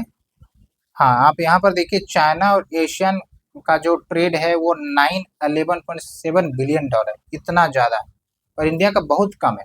फैक्ट हमें याद नहीं आ रहा है, एक बार आप चेक भी कर सकते हैं, लेकिन बहुत कम है। और ट्रेड डेफिसिट तो आसियान देशों के साथ भारत का बढ़ा है। अब देखिए एक समय 7.5 billion dollar annually trade deficit ASEAN के साथ होता था 2011 में। अभी आपको 44 बिलियन डॉलर हो रहा है, यानी कि हम लोग इम्पोर्ट ज़्यादा कर रहे हैं, एक्सपोर्ट हमारा उतना ज़्यादा नहीं बढ़ रहा है। वे फॉरवर्ड क्या होना चाहिए, ट्रेड पर फोकस हो, रीनेगोशिएशन किए जाए ASEAN trade in goods agreement, जो कि आपका कंसेशनल बेसिकली प्रोडक्ट्स के इम्पोर्ट को अलाउ करता है। ओके। और जो ट्रेड डेफिसिट का मुद्दा है उसको भी एड्रेस किया जाए, इंफ्रास्ट्रक्चर जल्द से जल्द कंप्लीट किया जाए टारगेटेड वे में, सिक्योरिटी कोऑपरेशन हो, कल्चरल डिप्लोमेसी लेवरेज किया जाए ताकि पीपल टू पीपल टाइज बढ़े, मल्टीलेटरल एंगेजमेंट होना चाहिए with other regional powers like Japan, Australia, Taiwan. Okay. तो ये हमने डिस्कस किया जो हमारा दूसरा आर्टिकल है। उसके बाद देखिए ट्रेड एंड इन्वेस्टमेंट कॉपरेशन में आसियान जो है वो इंडिया का 4th लार्जेस्ट ट्रेडिंग पार्टनर है, ध्यान रखें प्रीलिम्स के लिए। और नियरली 50% ऑफ इंडियाज ट्रेड वो आपका इंडो पैसिफिक रीजन में होता है। और इंडियन ओशन की अगर स्पेसिफिकली बात करें तो 90% of India trade and energy trade होता है। यहाँ से क्वेश्चन प्रीलिम्स में आ सकते हैं। ओके। तो ये ध्यान रखना है। ये आपका टॉपिक समाप्त हुआ। अब हम चलते हैं next article, India Vietnam relations के ऊपर। ओके। तो कंटेक्स्ट क्या है, बेसिकली जो वियतनाम के प्रधानमंत्री है वो भारत की यात्रा पर आए, इसलिए ये चर्चा में है। हालांकि हम इसको डिस्कस करेंगे बेसिक से। सबसे पहले हम वियतनाम का लोकेशन देखेंगे। आप देखिए जब आप साउथ चाइना सी की तरफ नज़र घुमाते हैं तो आपको यहाँ पर चाइना से सटा हुआ एक देश मिलेगा प्यारा सा, जो कि है आपका वियतनाम, जिसका कैपिटल हनोई है। और वियतनाम से आप वियतनाम वॉर को भी याद कर सकते हैं वैसे, जहाँ पर यूएस का भी प्रेजेंस देखने को मिला था, उसको भी हम डिस्कस करने वाले हैं। फिलहाल तो बॉर्डरिंग कंट्रीज देख लेते हैं। एक तो चाइना है, दूसरा आपका लाओस है, तीसरा आपका कंबोडिया है। ठीक है। तो आप यहाँ ध्यान दें कि थाईलैंड जो है वो बॉर्डर नहीं कर रहा है वियतनाम के साथ, अच्छे से याद रखना है, क्वेश्चन अगर पूछता है तो आप एड्रेस करेंगे। ओके। और फिर यहाँ देखिए आप साउथ चाइना सी है, और साउथ चाइना सी काफ़ी ज़्यादा न्यूज में रहती है because of Chinese aggressive behaviour in this region to control entire South China Sea. Okay. तो ये हमने बेसिक ओवरव्यू देखा। अब यहाँ पर थोड़ा सा फिर से आप भी पॉज करके मैप को देखिए और इसके रेलेवेंस को समझने का प्रयास करिए। चाइना का पड़ोसी है, अब इंडिया वियतनाम के रिलेशन डीपर होते हैं, तो मान के चलिए कि अब चाइना को टैकल किया जा सकता है। वही जो हमने पिछले के टॉपिक में बात किया वो यहाँ पर भी लागू होगा। ठीक है। अब यहाँ पर देखिए आगे जो है हम इंडिया वियतनाम के रिलेशन देख ही रहे हैं, उसके साथ साथ अब इंडिया मलेशिया के भी रिलेशन देखेंगे, तो बहुत सारे सिमिलर पॉइंट्स ही रहेंगे। तो अलग से घिसा पिटा हम फिर से लंबा लेक्चर करेंगे नहीं। आपको बस ध्यान रखना है कि भाई किन किन मुद्दों पर बात होगा। एक तो ये हुआ चाइना फैक्टर आएगा ही, साथ के साथ ये भी है कि भाई जो सप्लाई चेन है वो रेजिलेंस होना चाहिए, चाइना पर डिपेंडेंसी ना हो। ठीक है। तो हम इनके साथ रिलेशंस को कोऑपरेट कर रहे हैं। उसके बाद डिफेंस टाइज हो जाए तो वो बढ़िया है। ठीक है। और इंडो पैसिफिक रीजन जो भारत का अब एक इम्पॉर्टेंट फॉरेन पॉलिसी में शामिल है, तो भाई अगर भारत इंडो पैसिफिक पॉलिसी को हासिल भी करना चाहता है तो यहाँ पर इन सब देशों का समर्थन होना जरूरी है। ठीक है। तो ये आपको भरभू याद रखना है, और आगे के टॉपिक में भी इन्हीं पर हम चर्चा करेंगे। तो क्या कुछ आउटकम्स हुआ है विजिट का, एक तो ये है कि प्लान ऑफ एक्शन 2024 से लेकर 28 तक ये आपका साइन हुआ है कि भाई इन 4 सालों में हम क्या करने वाले हैं। ओके, उसके बाद लाइन ऑफ क्रेडिट एक्सटेंड किया गया है भारत की तरफ से लगभग 300 मिलियन क्रेडिट का। और लाइन ऑफ क्रेडिट का मतलब ये होता है कि भाई एक प्रकार से लोन ही है, लेकिन हमने आपको ये दे दिया है कि भाई 300 मिलियन डॉलर, आप इसको जब चाहें यूज करिए, कोई दिक्कत नहीं, और धीरे धीरे आप इंटरेस्ट पे करिएगा। ये ग्रांट नहीं होता है, ये ध्यान रखना है आपको। ओके, और इसके माध्यम से वियतनाम का जो मेरी टाइम सिक्योरिटी है वो इन्हांस होगा। आप समझिए कि भारत क्यों इतना ज़्यादा इस दिशा में आगे बढ़ रहा है, लॉजिक है, कारण आपको पता चल ही गया होगा। उसके बाद कल्चरल कॉपरेशन भी बढ़ाने का बात हुआ है, MOU साइन हुई है, for example cooperation in the radio and television, साथ के साथ नेशनल मेरीटाइम हेरिटेज कॉम्प्लेक्स जो लोथल गुजरात में इस्टेब्लिश किए जाएंगे with the help of Vietnam. Okay, उसके बाद आप देखिए Vietnam will join the coalition for disaster resilient infrastructure, ये इंडिया लेड इनिशिएटिव है। इसका मकसद ही वही है कि भाई जो भी हम इंफ्रास्ट्रक्चर आगे के समय में बनाएं वो डिजास्टर रेजिलेंट होना चाहिए। अगर हम कोई इंफ्रास्ट्रक्चर, रोड इंफ्रास्ट्रक्चर बना रहे हैं तो पता ये ना हो कि भाई बाढ़ आया और ढह गया। ठीक है, तो इसी को हम कहते हैं डिजास्टर रेजिलेंट इंफ्रास्ट्रक्चर। ओके, अब चलते हैं थोड़ा सा हम इंडिया वियतनाम के रिलेशंस को समझेंगे, लेकिन उससे पहले वियतनाम की थोड़ी हिस्टोरिकल पॉलिटिकल एंगल को समझते हैं। देखिए वियतनाम जो था ना वो फ्रांस के कंट्रोल में एक समय था। ओके, और वियतनाम ने भी फ्रांस से आज़ाद होने के लिए आज़ादी की लड़ाई लड़ी, लेकिन उसके साथ साथ US का भी यहाँ पर इन्वॉल्वमेंट था, जो वियतनाम को तो पसंद ही नहीं आया, साथ के साथ US के भी जो सिटीजन्स है उनको भी पसंद नहीं आया था। तो बाद में US का बहुत ज़्यादा क्रिटिसिज्म भी हुआ था। हालांकि US जो है ना उनको हारना ही पड़ा एक्चुअल में वियतनाम वॉर जब US इन्वॉल्व हुआ था। ठीक है, तो ये है, तो फ्रांस से वो इंडिपेंडेंस हुआ। उसके बाद जो US के साथ इनका वॉर चला 1975 में, जो है भारत ने रिकॉग्नाइज किया यूनाइटेड वियतनाम को। ओके, यानी कि वियतनाम में एक नॉर्थ एक साउथ। ठीक है, तो बेसिकली US का इन्वॉल्वमेंट क्यों था ये आप थोड़ा समझिए, सोचिए। जो वियतनाम वाला रीजन था या फिर चाइना या रशिया था ना, वहां पर कम्युनिज्म की विचारधारा काफी ज्यादा डोमिनेट थी उस समय। अब US तो था कैपिटलिस्ट, अब US तो नहीं चाहेगा कि भाई कम्युनिज्म स्प्रेड हो, वो तो कैपिटलिस्ट की चाहेगा, नहीं तो US पर भी खतरा आ सकता है। ठीक है, एक कंसेप्ट है डोमिनो थ्योरी। तो डोमिनो थ्योरी का मतलब ये होता है कि अगर एक देश ने कम्युनिज्म या फिर कोई आइडियोलॉजी अडॉप्ट किया तो उसके आसपास पड़ोसी जो मुल्क है वो भी उस आइडियोलॉजी को अडॉप्ट कर सकते हैं। There are higher chances regarding this. तो इसी को डोमिनो थ्योरी कहा जाता है, spreading like domino, domino effect. Okay, ये ध्यान रखना है। तो इसलिए US इन्वॉल्व हुआ, ये तो एक कारण था। आप अन्य कारण बता सकते हैं हमें, थोड़ा सा जरूर बताएं, थोड़ा सा आप बुक भी खोल सकते हैं, नेट भी खोल के रिसर्च करिए, जरूर बताइए। तो हमने बैकग्राउंड आपको बताया।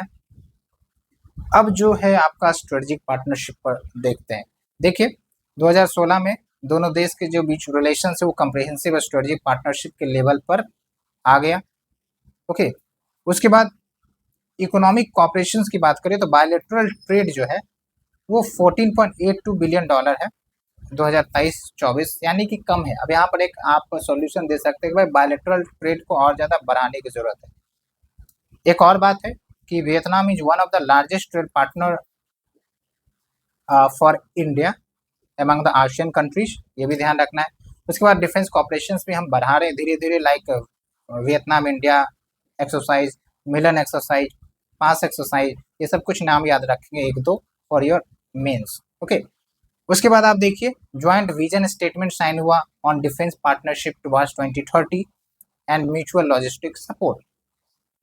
ओके, उसके बाद इंटीग्रेशन टू सप्लाई चेन्स, मतलब वियतनाम के साथ हम पार्टनरशिप कर रहे हैं and it can help India to build reliable, efficient and resilient supply chain. अब यहाँ पर थोड़ा सा आप समझिए कि थोड़ा सप्लाई चेन का कंसेप्ट वैसे आगे हम बढ़ाएंगे, लेकिन आप समझिए कि अगर हम कोई प्रोडक्ट बना रहे हैं, लेट्स से मोबाइल फोन बना रहे हैं, पता चला कि सारे जो उसके कंपोनेंट है, आपके LED है, LCD है या फिर चिप है, बटन है, सब कुछ हम लेट से एक ही देश से मंगवा रहे हैं, तो भाई कल को उस देश के साथ लड़ाई हो जाए हमारा उस देश के साथ रिलेशंस खट्टे हो जाए तो पता चलेगा हमारा मोबाइल दुकान ही बंद हो गया, मोबाइल मैन्युफैक्चरिंग ही बंद हो गया, क्योंकि हमने सिर्फ उसी के साथ रिलेशंस बना कर रखा था। अब उनके साथ रिलेशन खराब तो फिर सप्लाई चेन डिसरप्शन। इसलिए सप्लाई चेन को रेजिलेंट बनाने का मतलब है कि भाई हम अन्य देशों के साथ इकोनॉमिक रिलेशन स्टैब्लिश करते हैं, और जो भी सप्लाई चेन्स की जरूरत पड़ेगी सिर्फ एक देश के साथ नहीं, दूसरे दूसरे देश के साथ भी हम मंगा सकते हैं। इससे भारत की स्ट्रेटेजिक ऑटोनॉमी तो रहेगी, साथ ही साथ इकोनॉमिक ऑटोनॉमी भी रहेगी, और उससे आपका जो इंटरनल सिक्योरिटी है वो भी मजबूत हो सकता है। वही मैं आपको बता रहा हूँ, कल को चाइना के साथ लेट से लड़ाई हो जाए तो भाई वो अपना सारा जो इम्पोर्ट मतलब जो एक्सपोर्ट करता है बोलेगा भाई हम नहीं करेंगे। ओके, तो ऐसे में इकोनॉमिक लॉस हो सकता है, मे भी हमारा हो सकता है, जॉब क्राइसिस हो सकती है। तो अगर हमारा डिपेंडेंसी दूसरे देश के साथ रहेगा तो हम उसको बोलेगा जा तू बाहर में, हम जो है दूसरे देश के साथ ट्रेड कर लेंगे, क्या दिक्कत है। तो ये बेनिफिट होता है। ओके, डाइवर्सिटी हमेशा प्रॉस्पेरिटी लाती है। ओके, उसके बाद है कल्चरल टाइज। ओके, अब देखिए सिग्निफिकेंस क्या है वियतनाम का इंडिया के लिए। एक तो वियतनाम जो है ना जियो स्ट्रेटेजिक लोकेशन पर स्थित है। कहाँ पर स्थित है आप देखिएगा, इधर साउथ चाइना सी है, ठीक है, यहाँ पर वियतनाम है, और भारत जो है जापान के साथ रशिया के साथ ट्रेड करता है, तो भाई शिपिंग रूट्स भी तो है। तो चाइना यहाँ पर अपना दबदबा बना के रखना चाहता है, लेकिन अगर हम इन देशों के साथ रिलेशन अच्छे रखते हैं, ठीक है, तो कल को चाइना दबदबा नहीं बना सकेगा। इसलिए आप देखेंगे वियतनाम के साथ, फिलीपींस के साथ, ठीक है, मलेशिया सबके साथ हम रिलेशन अच्छे करने का कोशिश कर रहे हैं, डिपेंड करने का कोशिश कर रहे हैं, ताकि कल को चाइना इंक्लूसिव इंडो पैसिफिक के प्रिंसिपल को कट ना कर सके, एक्सक्लूसिव ना बना सके। ओके, ये आपको ध्यान रखना है, ये हमने आपको बताया। उसके बाद देखिए काउंटरिंग चाइना, ये तो मैं आपको बार बार बता रहा हूँ क्योंकि यहाँ पर तो चाइना का एटमोस्ट प्रेजेंस है। एनर्जी सिक्योरिटी भी भारत की मजबूत होगी, क्योंकि अगर हम देखें साउथ चाइना सी जो वियतनाम का कोस्ट है वहाँ पर अच्छा खासा ऑयल रिजर्व्स है, गैस रिजर्व्स है, तो भारत अपने प्रोजेक्ट वहाँ पर भी लगा सकता है, या फिर वहाँ पर जो भी प्रोडक्शन होता है भारत इंपोर्ट कर सकता है। That will also will lead to diversified import as well as it will boost the energy security of India। उसके बाद एक्ट ईस्ट पॉलिसी। ओके, क्योंकि ये सब जो है साउथ ईस्ट एशियन कंट्रीज में ही आ जाते हैं आपके, तो इंडो पैसिफिक रीजन भी बूस्ट होगा। उसके बाद इंडिया का जो सपोर्ट है इंटरनेशनल प्लेटफॉर्म में बाय वेरियस कंट्रीज वो भी और बढ़ेगा। आप देखिए वियतनाम सपोर्ट करता है परमानेंट मेंबरशिप में यूएन सिक्योरिटी काउंसिल में, ठीक है, तो ऐसे ऐसे बहुत सारे देश अगर समर्थन करने लगे तो हमारा एक ग्लोबल वॉइस बनेगा ना, common voice, yes India should be given the permanent security seat, ठीक है। उसके लिए समर्थन वाले देश तो चाहिए। अब जैसे यूएस भी समर्थन कर रहा है और ब्रिटेन भी समर्थन कर रहा है, तो ऐसे लाइक माइंडेड कंट्री समर्थन करेंगे, जितना ज्यादा समर्थन, chances of getting the permanent membership, chances of getting the UN security reforms is very high. Okay, लेकिन कुछ चैलेंजेज हैं। चैलेंजेज ये है कि भाई वियतनाम खुद चाइना का पड़ोसी देश है, बगल से ही सटा हुआ है। अब वियतनाम के पास उतना पावर तो है नहीं कि चाइना को अकेले टैकल कर ले, और ना ही वो पंगा लेना चाहेगा, क्योंकि भाई अपना जो प्रभाव है, अपना जो पावर है, उसको देख कर ही कोई कुछ करेगा, एक्शन लेगा। इसलिए वो कॉशियस हो जाता है रिलेशंस को डिपेंड करने के लिए इंडिया के साथ। ओके, तो ये आप ध्यान देंगे, क्योंकि चाइना नाराज हो सकता है, और ट्रेड रिलेशंस चाइना का वियतनाम के साथ काफ़ी ज़्यादा भी है, वैल्यूएशन में हम देखेंगे। ओके, उसके बाद देखिए मोडेस्ट ट्रेड, यानी कि बहुत ही लो लेवल का ट्रेड है जो मैंने आपको बताया था। अब आप देखिए ट्रेड विद चाइना कितना है, $100 बिलियन, लेकिन इंडिया का क्या है, $14.8 बिलियन, कितना कम है। तो इसलिए ये इनडायरेक्टली चाइना को मतलब फ्रंट फुट पर चैलेंज करने में कतराएगा जरूर। ओके, उसके बाद ट्रेड रूटिंग फ्रॉम चाइना है। ट्रेड रूटिंग क्या है कि मान के चलिए कि हमने वियतनाम के साथ अपना ट्रेड कंसेशन एग्रीमेंट कर रखा है कि भाई आपके प्रोडक्ट इंडिया में आएंगे तो फिर हम आपको टैक्स कंसेशन देंगे, रिबेट देंगे। लेकिन होता ये है कि भाई वियतनाम में चाइना की कोई कंपनी होगी, अब वो प्रोडक्ट बना रही, ठीक है, अब बस उसने मेड इन वियतनाम का लेबल लगा दिया, लेकिन हो क्या रहा है, चाइनीज कंपनी है, चाइना से रॉ मटेरियल आ रहा है, बस यहाँ पर हो सकता है जंबल किया होगा, मेड इन वियतनाम लिख दिया, और फिर वहां से इंडिया में भेज दिया। ऐसे में तो भाई चाइना को फायदा हुआ ना, इंडिया को कहाँ फायदा हुआ, ठीक है, इंडिया को तो लॉस हो गया। भाई चाइना से आता तो हम उससे ज्यादा टैक्स लेते हैं, लेकिन वो रीरूट होके वियतनाम से आ रहा है जहाँ पर टैक्स कंसेशन हमने दे रखा है, तो फिर हमारा इकोनॉमिक लॉस हो जाता है, हमारा जो ट्रेड डेफिसिट है वो बढ़ जाता है। ओके, ये ध्यान रखना है। उसके बाद reluctance in military deals, Vietnam उतना ज़्यादा मिलिट्री डील्स नहीं करता इंडिया के साथ, कारण वही है, जैसे आप देखिए लाइन ऑफ क्रेडिट भारत ने दिया है फॉर मिलिट्री पर्पज, लेकिन वो उसको फुल्ली यूज नहीं कर पा रहा है। और साथ के साथ अभी हाल फिलहाल में वियतनाम ने आकाश सरफेस टू एयर मिसाइल, जो इंडिया का इंडिजीनियस मिसाइल है, उसको खरीदने से भी रेसिस्टेंस दिखाई है। ओके, फिर कल्चरल गैप एक अनदर प्रॉब्लम है। अब बात करते हैं इनिशिएटिव्स क्या लिए गए by India to strengthen the relations with the Vietnam. एक तो है मेकोंग गंगा कॉपरेशन, इसमें 5 एशियन कंट्रीज शामिल है, और ये नाम अच्छे से याद रखना है, इस कॉपरेशन को अच्छे से समझ कर जाना है। यहाँ पर Cambodia, Laos, PDR, Myanmar, Thailand, Vietnam, ठीक है। और ऐसा नहीं है कि इसमें मेकोंग रिवर पर फोकस, इसमें फोकस है कि भाई जो टूरिज्म है इन देशों के बीच और इंडिया के बीच, कल्चर, एजुकेशन, इन सब पर फोकस किया जाए, ट्रांसपोर्ट, कनेक्टिविटी, कम्युनिकेशन पर फोकस किया जाए। ओके, ये ध्यान रखना है आपको। फिर है आपका क्विक इम्पैक्ट प्रोजेक्ट, कि भाई कुछ ऐसे प्रोजेक्ट होने चाहिए जो क्विक टाइम डिलीवरी हो जाए, ओके, जल्दी जल्दी कंप्लीट भी हो जाए। साथ के साथ इंडिया वियतनामीज नेशनलिस्ट को ट्रेनिंग, कैपेसिटी बिल्डिंग प्रोवाइड करता है, एजुकेशनल कोर्सेज भी प्रोवाइड करता है। और अभी इंडिया ने हाल ही में indigenously built missile Corbett INS Kirpan Vietnam को सौंपा है 2023 में। अब ये मिसाइल कॉर्बेट क्या होता है, ये थोड़ा सा आप हमें बताइए जरूर, साइंस एंड टेक में क्या होता है, तो थोड़ा सा आपको रिसर्च करना पड़ेगा। और हमने लगभग लगभग 4 आर्टिकल आई थिंक सो कि डिस्कस कर दिए हैं, और आपको एक एक पॉइंट विथ क्रिस्टल क्लैरिटी समझ में आ रही हो। वे हेड क्या है, इकोनॉमिक कॉपरेशंस को इन्हांस करे, कनेक्टिविटी गैप जो बने हुए हैं उसको ब्रिज करो, उसको सॉल्व करो, सॉर्ट आउट करो। इसमें एक आइडिया दिया जाता है, जो India Myanmar Thailand trilateral highway, उसको हम एक्सटेंड कर सकते हैं वियतनाम में, ठीक है, क्योंकि आप देखिए यहाँ पर मैप, इंडिया म्यांमार थाईलैंड यहाँ तक है, अब भाई वियतनाम भी तो सटा हुआ ही है, तो इसको हम एक्सटेंड कर सकते हैं और वियतनाम के साथ हमारी कनेक्टिविटी मजबूत हो जाएगी। उसके बाद कल्चरल कॉपरेशन डिपेंड करिए, कन्वर्जिंग इंटरेस्ट पर फोकस करिए, रेदर डाइवर्जिंग। कन्वर्जिंग में क्या होगा कि भाई इंटरेस्ट जो मिल रहा है हम उस पर फोकस करते हैं, ठीक है, काहे का फालतू टेंशन लेना। उसमें से एक इंपॉर्टेंट है इंडो पैसिफिक रीजन। ओके, तो ये हमने नेक्स्ट आर्टिकल डिस्कस किया। अब चलते हैं हम अपने अगले आर्टिकल, इंडिया मलेशिया रिलेशन।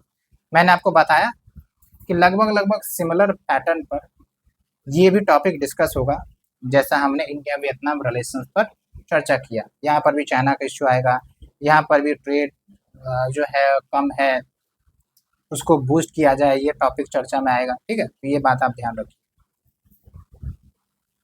तो कंटेक्स्ट क्या है, जो मलेशिया के प्रधानमंत्री हैं वो इंडिया की स्टेट विजिट पर आए, ठीक है, तो यही मैं आपको बता रहा हूँ कि धीरे धीरे आप देखिए कि किस प्रकार से साउथ ईस्ट एशियन कंट्रीज के साथ जो कॉपरेशन है वो बढ़ता हुआ नजर आ रहा है ना। एक्टिव पार्टिसिपेशन हो रहा है दोनों तरफ से, इंडिया के भी PM गए और उधर के भी PM प्रेसिडेंट जो भी है वो आ रहे हैं, तो इससे आपका डीपर रिलेशंस बनता हुआ दिख रहा है। ओके, तो क्या कुछ आउटकम्स निकला इस विजिट का, उसको हम देखेंगे। सबसे पहले मलेशिया का मैप देख लेते हैं। यहाँ पर आप आइए, साउथ चाइना सी, और साउथ चाइना सी में आप देखेंगे यहाँ पर आपका थाईलैंड है, ठीक है। उसके बाद आप देखिए ये जो आपका स्काई कलर में है, मतलब थोड़ा ग्रीन कलर में जो है वो है आपका मलेशिया, एक तो इधर भी है, और दूसरा आपका जो बोर्नियो आइलैंड है, तो बोर्नियो आइलैंड में ये आप जो अपर पोर्शन देख रहे हैं यहाँ पर भी मलेशिया है, ठीक है। तो मलेशिया जो है आपका तो बोर्नियो आइलैंड में भी फैला हुआ है, और एक जो मेनलैंड आपके साउथ ईस्ट एशियन रीजन है उसमें भी आपका आ जाता है, ठीक है। और यहाँ पर देखिए ये जो बोर्नियो आइलैंड है इसमें आपके इंडोनेशिया भी आते हैं, इंडोनेशिया के भी आइलैंड यहाँ शामिल है, ब्रुनई के भी शामिल है, तो आपको ये भी ध्यान रखना है। उसके साथ साथ मलेशिया भी। तो बोर्नियो आइलैंड में 3 कंट्रीज का समागम है। ओके, तो ये हमने आपको डिस्कस किया। अब चलते हैं एक और important point, straight of Malacca. आप देखिए जो स्ट्रेट ऑफ मलक्का है आपका यहाँ पर, तो ये आपका इंडियन ओशियन को साउथ चाइना सी से कनेक्ट करता है। और ये strait of Malacca it is an important choke point for the trade. क्यों? क्योंकि काफ़ी ज़्यादा जो शिप्स हैं वो इस स्ट्रेट से क्रॉस करती हैं, चाइना को जाती हैं, आपके साउथ ईस्ट एशिया को जाती है, जापान को जाती हैं, रशिया को जाती हैं। ओके, इसलिए ये इम्पॉर्टेंट चोक पॉइंट है। ओके, ये आपको मैंने बताया, तो बेसिक आपका क्लियर हो गया होगा। अब चलते हैं क्या कुछ की आउटकम्स हुआ है विजिट का। एक है आपका कम्प्रिहेंसिव स्ट्रेटेजिक पार्टनरशिप। तो 2015 में वैसे स्ट्रेटेजिक पार्टनरशिप एग्रीमेंट हुआ था, उसको अब बढ़ाकर कम्प्रिहेंसिव स्ट्रेटेजिक पार्टनरशिप में तब्दील कर दिया गया है। अब एक सवाल आपको जरूर आ रहा होगा कान में कि आखिरकार ये कम्प्रिहेंसिव स्ट्रेटेजिक पार्टनरशिप है क्या। इसीलिए हमने इसके लिए आपको अलग से पॉइंट लेकर आए हैं। तो देखिए, जब भी हम रिलेशंस इस्टेब्लिश करते हैं दूसरे देशों के साथ, तो एक होता है नॉर्मल, हम ट्रेड रिलेशंस इस्टेब्लिश कर रहे हैं, ठीक है, वहाँ ट्रेड हो जाए, कुछ डिप्लोमेटिक वार्तालाप हो जाए, कुछ कॉमन मुद्दे पर कंसेंसस हो जाए। लेकिन जो कम्प्रिहेंसिव स्ट्रेटेजिक पार्टनरशिप होता है वो कम्प्रिहेंसिव होता है, यानी कि वेरियस सेक्टर्स एंड डायमेंशंस को कवर करता है, सिर्फ ट्रेड नहीं, इंफ्रास्ट्रक्चर हो सकता है, ठीक है, इन्वेस्टमेंट हो सकता है, कंसेशनल ट्रेड हो सकता है, as well as security and defence cooperations भी हो सकता है। तो ये हो गया आपका कम्प्रिहेंसिव, इसमें बहुत सारे सेक्टर्स शामिल हो जाते हैं और वो भी स्ट्रेटेजिक है। तो स्ट्रेटेजिक जहाँ आता है वो आपका पॉलिटी सिक्योरिटी वाली चीज़ें भी आ जाती है।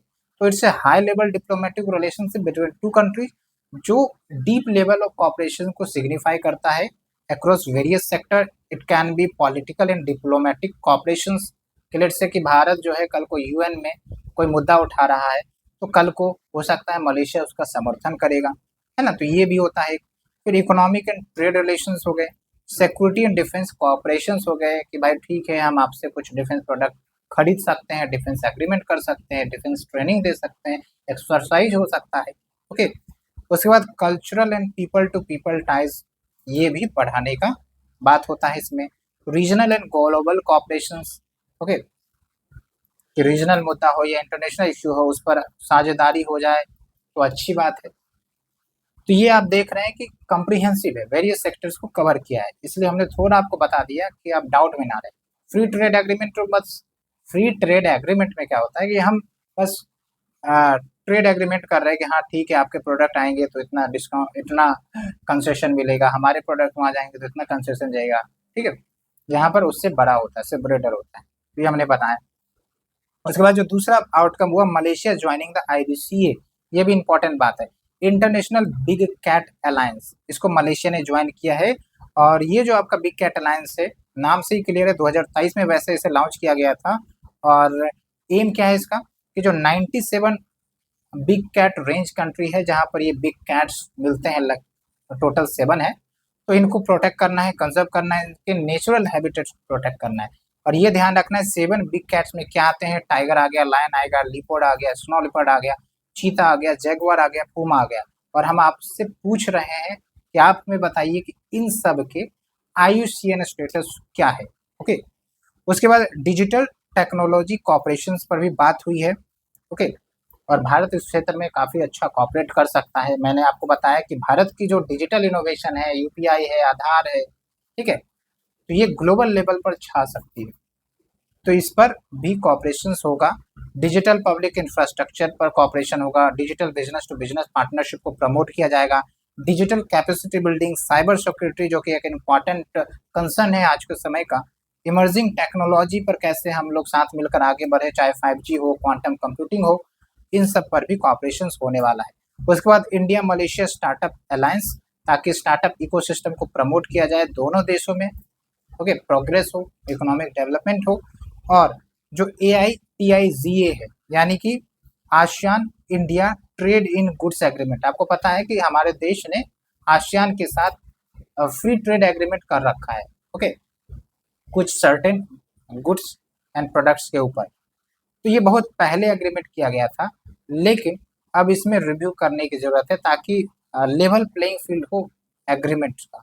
फिलहाल आप देख रहे हैं कि इंडिया काफी ज्यादा डेफिसिट फेस करता है while trading with these south east Asian country और द आसियन कंट्री, ओके।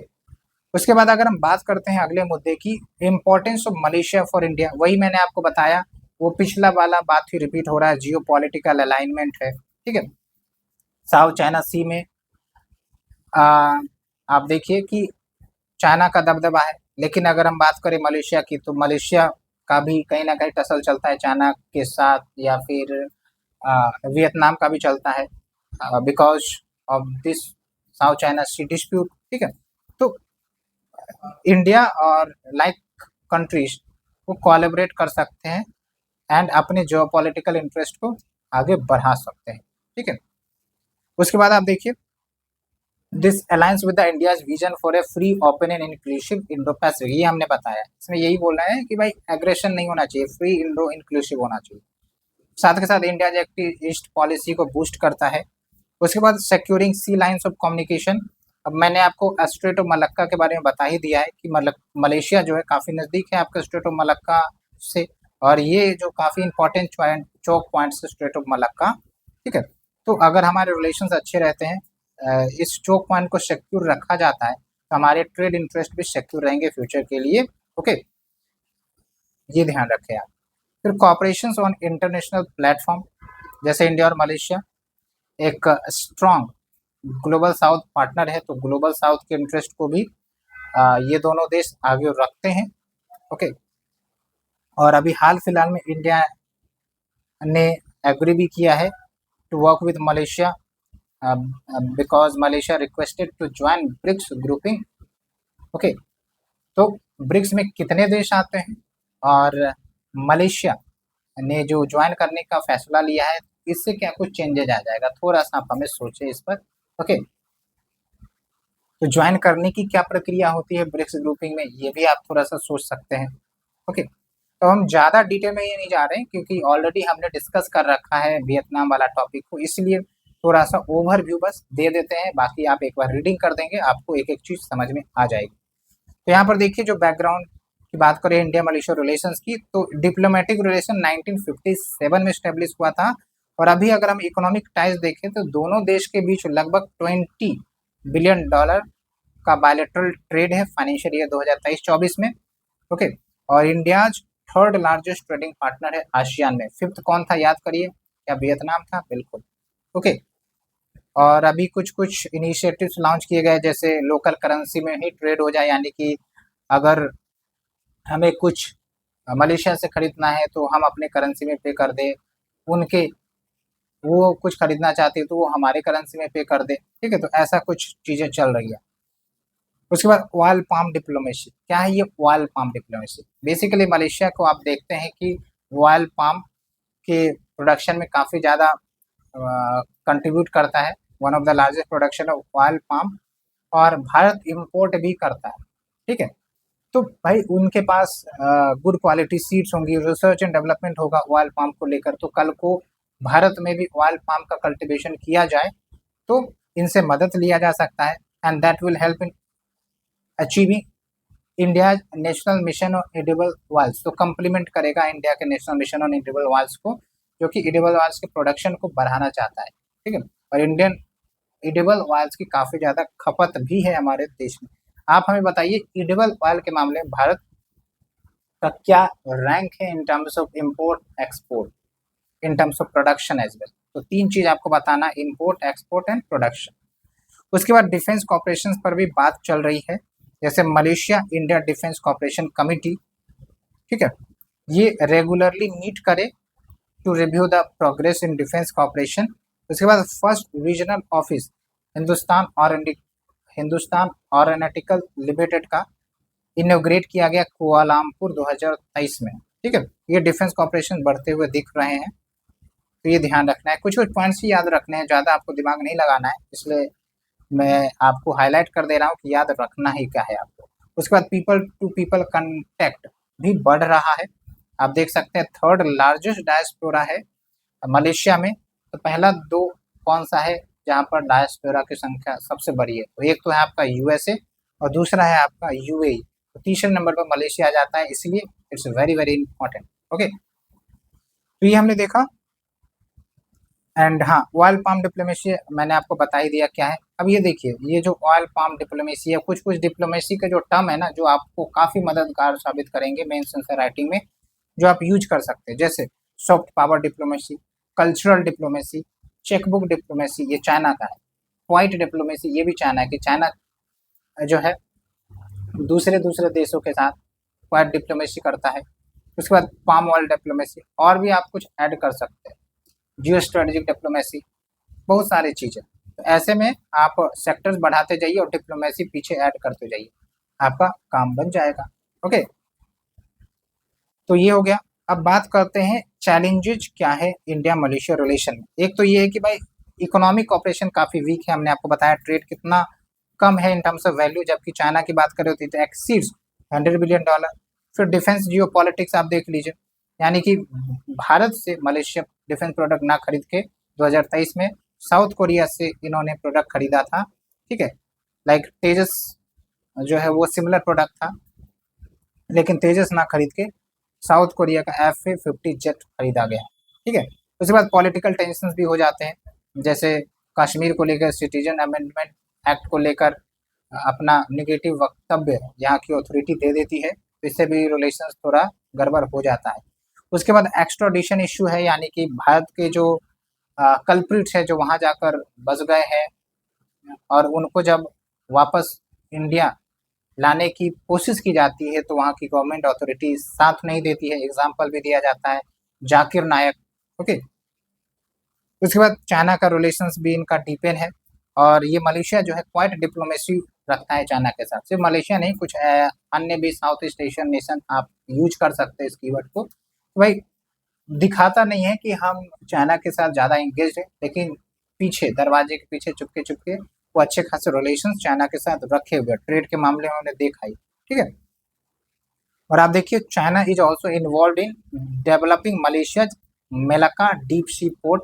ये पोर्ट का नाम आपको याद रखना है।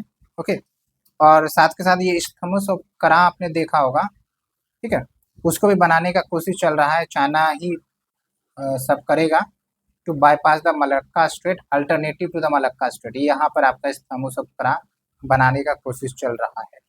ठीक है, ये आप देखिए, यहाँ पर स्थामित उपग्रह बनाने का कोशिश चल रहा है। तो ये हमने पूरा डिस्कस किया आर्टिकल। उम्मीद करते हैं you understood the basics and the advance ideas. उसके बाद आप देखिए लेबर एक्सप्लॉयटेशन, लेबर का भी एक्सप्लॉयटेशन होता है। माइग्रेंट वर्कर जो वहाँ जाते हैं काम करने के लिए, वो अपने अपने कंसर्न्स रेज करते रहते हैं। ठीक है, चाहे मलेशियन फार्म्स हो, मलेशियन फैक्ट्रीज हो, बॉन्डेड लेबर का इश्यू चलता है। फिर अब है इंडिया का क्या इनिशिएटिव है to strengthen relations with the Malaysia. एक तो आप देखिए कि भारत का एक प्रोग्राम चलता है technical and economic cooperation programme. ठीक है, तो उसमें विभिन्न देशों के नेशनल्स को स्पेशल सीट्स दी जाती हैं फॉर दिस कॉपरेशन। तो मलेशिया के लिए 100 सीट्स एलोकेट की गई है। Joint committee meeting of Malaysia India comprehensive economic cooperation agreement, लंबा चौड़ा है लेकिन आप थोड़ा सा शॉर्टकट बना सकते हैं कि ज्वाइंट कमिटी तो समझ ही गए। फिर meeting of Malaysia India comprehensive economic cooperation. फिर Netaji Subhash Chandra Bose Indian cultural centre जो कुआलालंपुर में सेटअप किया जा रहा है, प्रमोट्स इंडियन लैंग्वेजेस डांस। उसके बाद आप देखिए Malaysia is one of the overseas market which is accepting UPI payments, ये भी है। ये हो गया आपका डिजिटल डिप्लोमेसी। ठीक है, कि भाई हम डिजिटल प्रेजेंस अपना बना रहे हैं दूसरे देशों में, तो ये आप ऐसे करके कंसेप्ट को लिंक कर सकते हैं।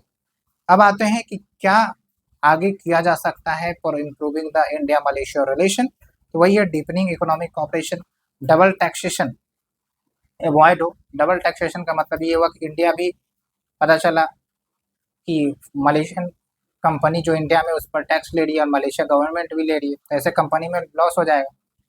तो डबल टैक्सेशन का मतलब ये हुआ कि मलेशिया की कंपनी अगर इंडिया में है तो फिर इंडिया टैक्स नहीं लेगा, मलेशिया लेगा। अगर इंडियन कंपनी मलेशिया में है तो फिर इंडिया टैक्स लेगा, मलेशिया नहीं लेगा। ये है आपका डबल टैक्सेशन, ठीक है। Customs cooperation, better air connectivity होनी चाहिए। उसके बाद स्ट्रॉन्ग डायस्पोरा जो है वो हमारा तो है ही है। रैपिड डिजिटाइजेशन, इन सब पर काम होना चाहिए। डिफेंस कॉपरेशन को और ज़्यादा स्ट्रेंथन करे। इंडिया लेड इनिशिएटिव्स को कोलैबोरेट करने की जरूरत है, लाइक इंटरनेशनल सोलर अलायंस में इन सब देशों का प्रेजेंस बढ़ाया जाए। सॉफ्ट पावर के माध्यम से भारत जो है मलेशिया को आकर्षित कर सकता है। जैसे ट्रेडिशनल मेडिसिन के मामले में भारत का जो रुतबा है काफ़ी अच्छा है पूरे वर्ल्ड में। और इस फील्ड में आप देखिए मलेशियन गवर्नमेंट ने एग्री किया है कि आयुर्वेदिक चेयर मतलब आयुर्वेदिक डिपार्टमेंट इस्टेब्लिश किया जाएगा by the Indian institute for training and research in Ayurveda Malaysia. Okay, उसके बाद कल्चरल डिप्लोमेसी भी है। जैसे लार्ज बुद्धिस्ट पॉपुलेशन वहाँ पर है तो यहाँ पर टूरिज्म को बढ़ावा दिया जा सकता है। दोनों देश में टूरिज्म बढ़ेंगे। बुद्धिस्ट सर्किट्स का कंसेप्ट जैसे कि भाई जो भी बुद्धिस्ट इंपॉर्टेंट लोकेशन है, ठीक है, उसको कनेक्ट करो, है ना, एक कॉमन फ्रेमवर्क के माध्यम से, ताकि बुद्धिस्ट टूरिस्ट फ्लरिश हो सके, प्रमोट हो सके विभिन्न देशों में, लाइक माइंडेड देशों में। ओके, तो ये हमने नेक्स्ट इश्यू डिस्कस किया। अब चलते हैं हम अगले टॉपिक के बारे में, India central and east European relation. Okay, तो कंटेक्स्ट क्या है, अभी प्रधानमंत्री हाल में ही central and eastern European country visit किए थे, जिसमें एक तो पोलैंड है और दूसरा है आपका यूक्रेन। अब ये काफ़ी बड़ा डेवलपमेंट है एक प्रकार से अपने आप में। क्यों? क्योंकि अभी आप समझिए कि कन्फ्लिक्ट चल रहा है और दूसरी तरफ क्या है कि हमें अपने रिलेशंस को बैलेंस करने में एक अलग सी समस्याएं हो रही थी। लेकिन यहाँ पर हमारी जो डिप्लोमेटिक टैकल करने की क्षमता है उसको भी रिप्रेजेंट करता है। क्योंकि यहाँ पर देखिए एक तरफ हम रशिया के साथ रिलेशंस अच्छे रखना चाह रहे हैं, दूसरी तरफ हम यूएसए के साथ, तीसरी तरफ हम यूक्रेन के भी इंटरेस्ट को रखना चाह रहे हैं। ठीक है, तो आप समझिए कि किस प्रकार से हम अपना अप्रोच चेंज करते हुए निकल रहे हैं। ओके, ये आपको ध्यान रखना है।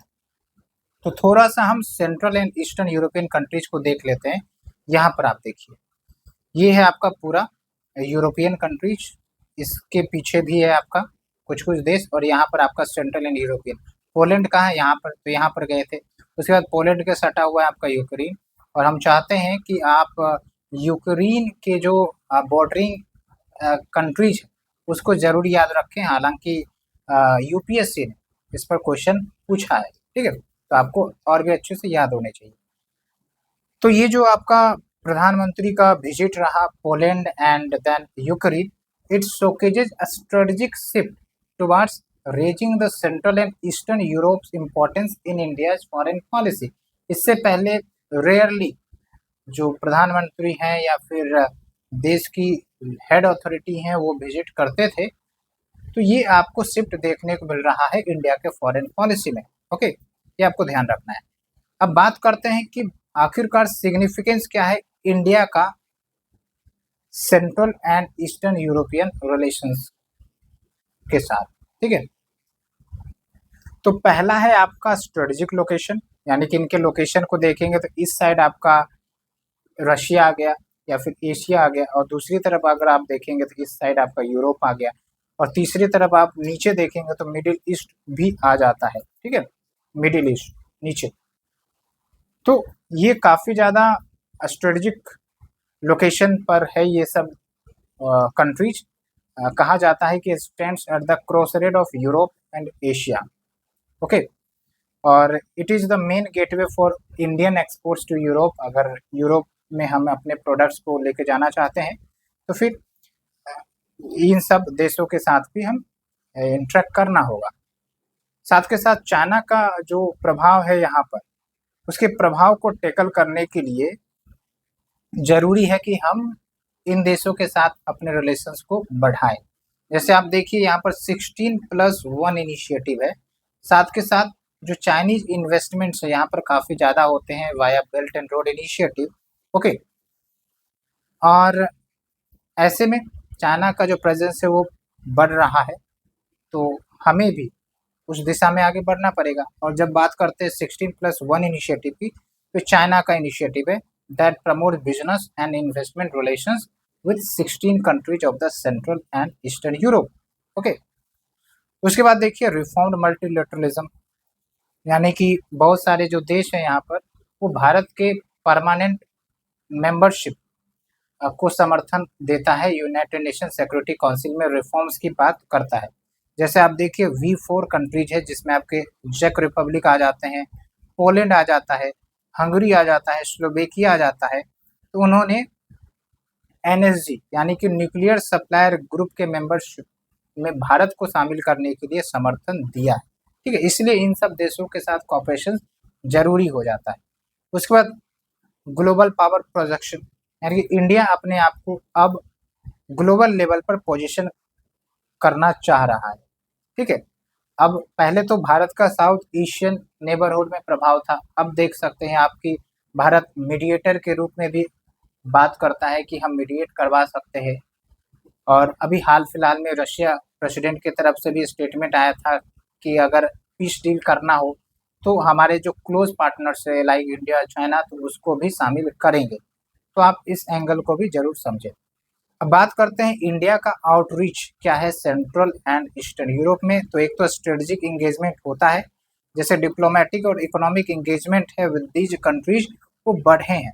उसके बाद इकोनॉमिक एंड कमर्शियल रिलेशंस की बात करें तो बायलैटरल ट्रेड उतना ज़्यादा तो वैसे नहीं है, $6 बिलियन रहा है 2023 में। तो वही बात है कि भाई और ज़्यादा कॉपरेशन बढ़ाए जाएंगे ना, इसलिए तो ये सब चीज़ें हो रही है।